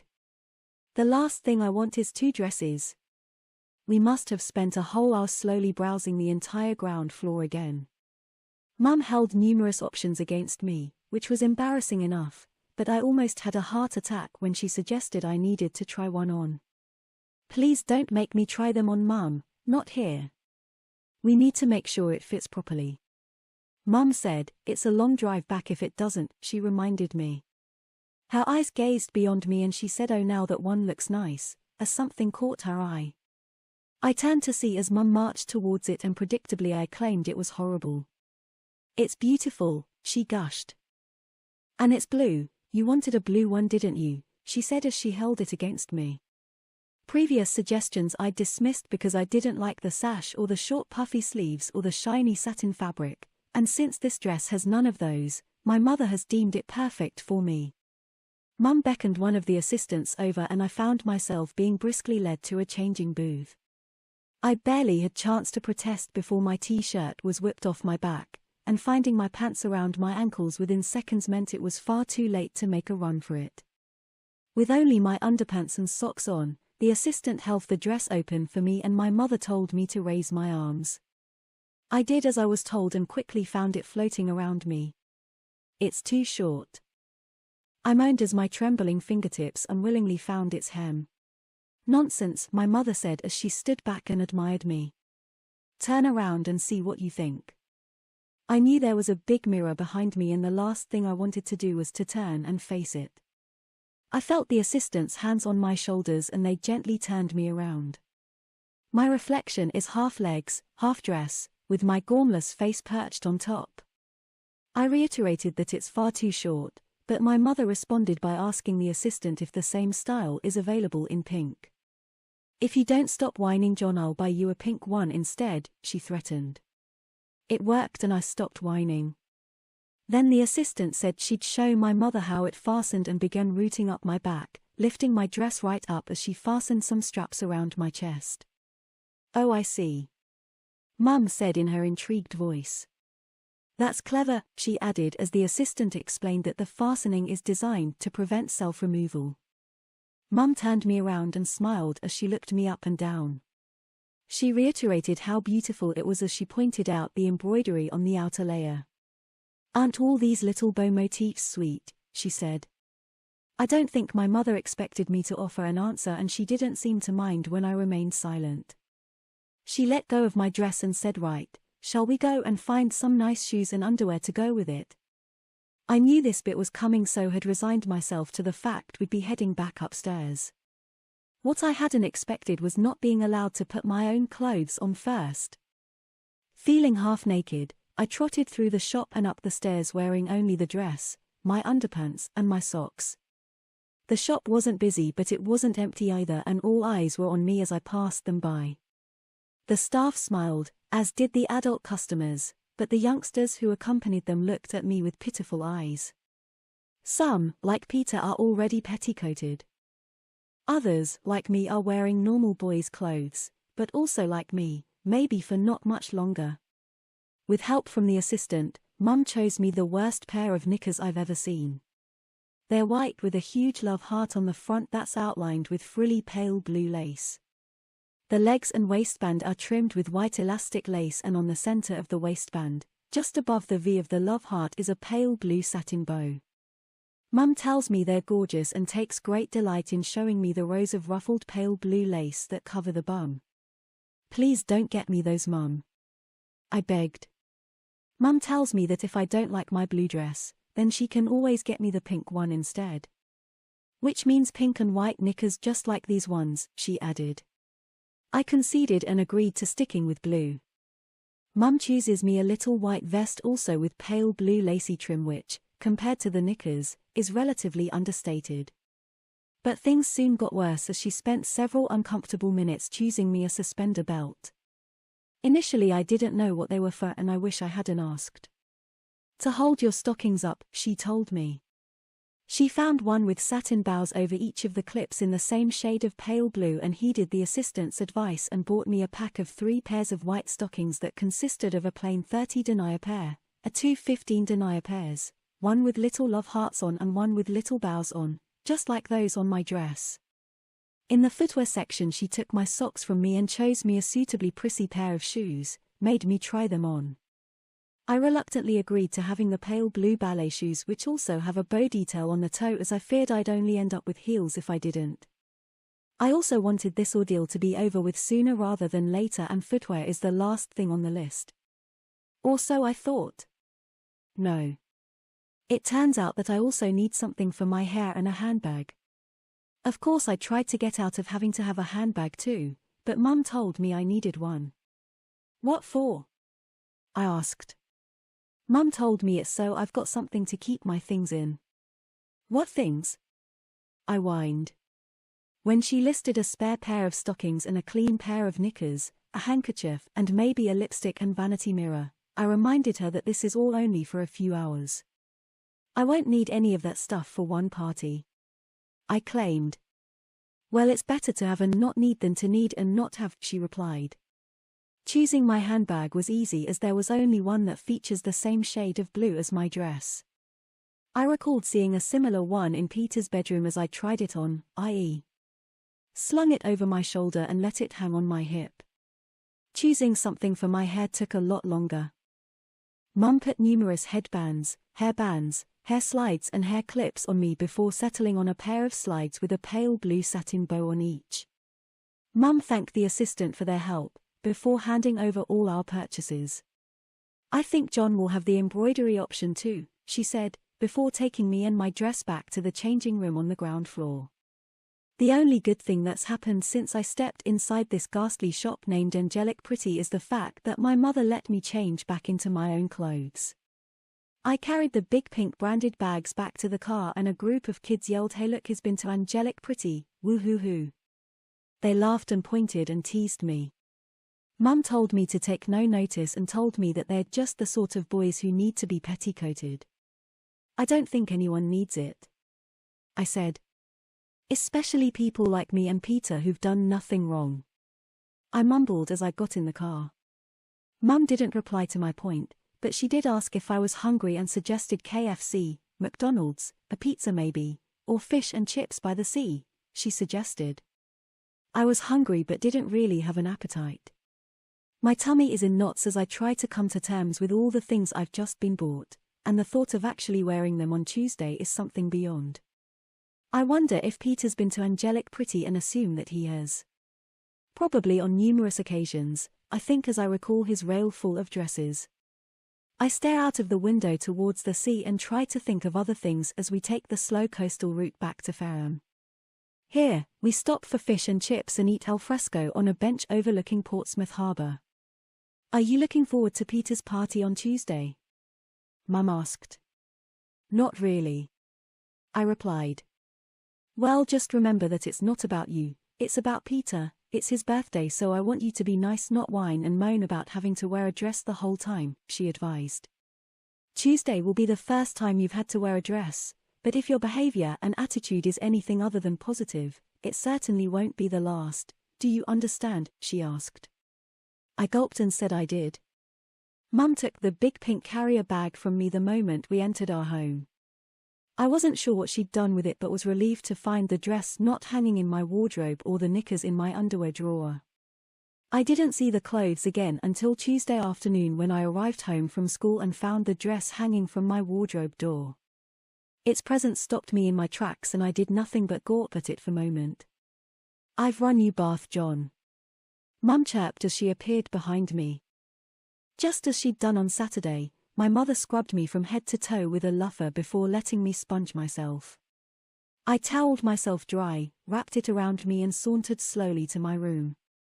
Not only did the dress hang menacingly from my wardrobe door, but my new underwear lay in wait on my bed with my mother hovering over it. Did you talk? She asked. Sorry, what? I muttered, too preoccupied with the lacy undies on my bed to properly listen. Mum took me back to the bathroom, took my towel from me and made me apply a dusting of fragrant talcum powder with a big fluffy puff, as she called it. Back in my room, she sat me down and rolled the stockings up my legs. As they stretched over my legs, their pattern became apparent, just like the outer layer on my dress, they're peppered with tiny white bows. She stands me up and pulls them all the way to the tops of my legs, before asking me to pass her my suspender belt. When all these items were purchased, my head was spinning and I didn't really pay heed when Mum told the assistant that John will go for the embroidery option. Now I understand, as in sizable ornate embroidery, in the middle of the large love heart on the front of my knickers is the word John. I gulped but said nothing as I picked up the suspender belt with trembling fingers and passed it to my mother. "Thank you," she chirped before fastening it around my waist and clipping the 4 straps to the tops of my stockings, thus holding them in place. I suggested that maybe a pair of tights would have been easier than all this stockings and suspender faff. "You should have said if you wanted tights instead," Mum replied as she fastened the final suspender clip. "I'm not a mind reader, you know," she added with a smile. With a heavy heart, I picked up the knickers and stepped into them. They looked worse on me than they did on the bed, and with my name elegantly embroidered on the front, there's no denying that they are mine. The gap between the lace-trimmed leg holes and the tops of my stockings is minimal, and the satin bows on the suspender clips only add to just how prissy and sissy my underwear looks. These, along with the bow on the waistband of my knickers, form the 3 corners of a triangle and seem to frame the big frilly love heart, which itself frames my very own name. I bet even girls don't have their name on their knickers. I pull in the little vest and Mum steps back to admire me. "You look so nice in your new undies, it's a shame to cover them up," she said as she took hold of my dress. To be honest, donning the dress and hiding my underwear came as a great relief. My mother told me how nice I look before turning me around and rooting inside my dress for the straps so she could fasten it properly. Since it hangs from my shoulders, I can't see the point of this additional internal fastening around my chest, and being an inquisitive type, I asked about it. "It's to stop you from taking your dress off," Mum told me. "But I'll have to take it off at bedtime," I retort. "You will," Mum replied. "But without my help that won't happen," she added. After slipping my feet into my shoes, my mother slipped the 2 hair slides into my hair and announced that I was almost ready. She removed an item from her pocket and looked me in the eye as she removed its lid and twisted it to reveal a glistening pale pink lipstick. "No, please Mum. Not lipstick too," I begged. My mother smiled and told me that on top of my nice new undies and my pretty blue dress, a little bit of lipstick isn't going to make any difference. "And whilst you're petticoated, you'll call me Mummy, not Mum," she added. "What?" I gasped. "You heard me. Mum said, 'Now what do you call me?' she asked. She asked me several times and issued several threats before I eventually uttered the word Mummy. 'Good boy,' she said. 'Now let's see how this shade looks,' she smiled before showing me how to apply the lipstick. 'That looks lovely,' she gushed. 'Where's your handbag?' 'I don't know,' I muttered. Mum gave me one of those looks, before suggesting a nicer way in which I could reply to her. After several hints, I swallowed my pride and mumbled, 'I don't know, Mummy.' 'Maybe it's in your wardrobe.' 'Maybe it is.' I sheepishly opened its doors and saw the pale blue round leather handbag hanging there. I reluctantly removed it, but noticed something else in there what shouldn't be. 'You seemed so taken by it I just had to buy it for you,' my mother said as I gawped at the navy blue sailor dress. 'What for?' I whined. 'I only need one dress and that's for Peter's party.' 'Like I said, you were so taken by it, I just had to buy it for you,' she reiterated before encouraging me to thank her properly. 'Thank you, Mummy,' I muttered. 'I do hope you're not going to mumble and mutter your words at Peter's house,' she said. 'It doesn't sound very nice when you talk like that,' she added as her eyes dropped to the handbag dangling from my hand. 'Now you'll need your lipstick and the vanity,' Mum said, adding that the vanity is the small mirror I'd just used. 'A spare pair of stockings and a clean pair of knickers,' she added as her hand delved into her pocket, 'and here's a handkerchief for you,' she said, passing me a white cotton hanky trimmed with pale blue lace. After fumbling with the handbag's fastening, I finally got it open. I began putting the lipstick, mirror, and hanky inside, but Mum said I should think about what I'm likely to need. I don't know what you mean, I whined. Mum told me that I wasn't likely to need my clean knickers, so they should go in first, followed by my spare stockings. Then you won't have to root for your lipstick and vanity because those will be on top, she said, before informing me that I'd find my spare stockings and clean knickers in my drawer. I pulled open my drawer and saw several pairs of lacy love heart knickers embroidered with my name laying there. Next to these are the 2 remaining boxes from my variety pack of stockings. I asked which one I should take since one pair is thick and plain, and the other is thin and decorated with love hearts. Whichever you like, my mother advised. I grabbed the thicker plain pair, before reluctantly reaching for the knickers, almost identical to those I'm wearing, only the blue lace trim and satin bow are a darker shade of blue. Beneath these is another pair, the very same style but with yellow trim. And beneath those I spy a tiny hint of pink, but I don't dare delve any further. With my handbag locked and loaded, I hang it across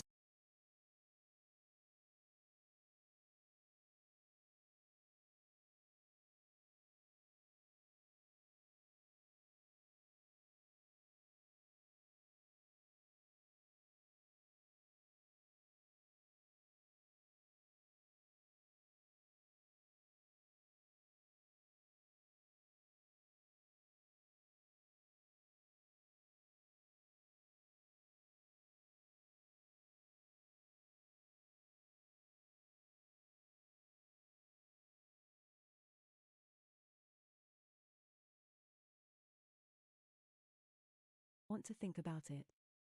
I returned to my room and put the Cold It's game away. Peter said he used to have this game as well as some of the same model tanks and planes as me, which means he used to be a normal boy. I wondered what he did when his mother first petticoated him. Was he willing or did he put up a fight? I can't imagine the former, so settled for the latter of the 2 possibilities, but I didn't want to think about it. A few weeks later, Peter said, "It's my birthday next week and Mum asked if you wanted to come for tea." I told him I'd like to but would have to check with my mother first. "What day?" I asked. "Tuesday," Peter replied. "The 60th, but I'll forewarn you," he added, "I have to wear my party dress." I tried to get out of it but Mum wouldn't budge. He hung his head and I said I hoped I wouldn't have to wear a dress too. "You're not petticoated like me," he replied. I told him that I'd have to check with my mother first. I wasted no time telling my mother that Peter had invited me to his birthday when I arrived home. "I know," Mum replied. "An invitation came through the letterbox this afternoon," she told me. "I assume his mother popped it round," she said as she passed me the card. "Peter warned me that he'll have to wear a dress," I said as I took the card, pink and white striped with a print of a pink satin bow and the words Peter's birthday party written on the front. On the reverse it says you're invited to join us in celebration of Peter's 13th birthday party. The whole thing is pink and girly, even the ornate lettering makes his name look girly. I feel sorry for him. He doesn't have many friends and I guess I really should accept the invitation, but if he'll be wearing one of his prissy dresses, maybe I should decline. I'm not sure if he wants me to go or if his mother told him to invite me. I said. I got the feeling he'd rather I didn't. "What makes you say that?" Mum asked. "I just think he'd rather keep his friends and his home life separate," I said. "He never invites anyone around and he wasn't happy when I called unannounced that time." I added. "But he has invited you," Mum said. "He might be upset if you don't go, and if he doesn't have many friends it won't be very nice celebrating his birthday alone. If I had to wear a dress on my birthday I think I'd rather celebrate alone," I replied, adding that it would be a pretty weird party with Peter having to wear a dress. "I'd feel out of place." "Not necessarily," Mum replied. "You could show him some solidarity and wear one too." First of all, I flat refused. Secondly, I asked what solidarity meant, and thirdly I reminded my mother that I'm not petticoated like Peter. The first thing Mum said was that solidarity means unity and that I should stand by and support my friend. You may not be petticoated like Peter is, but that's no reason why you can't put yourself out for once, was the second thing she said.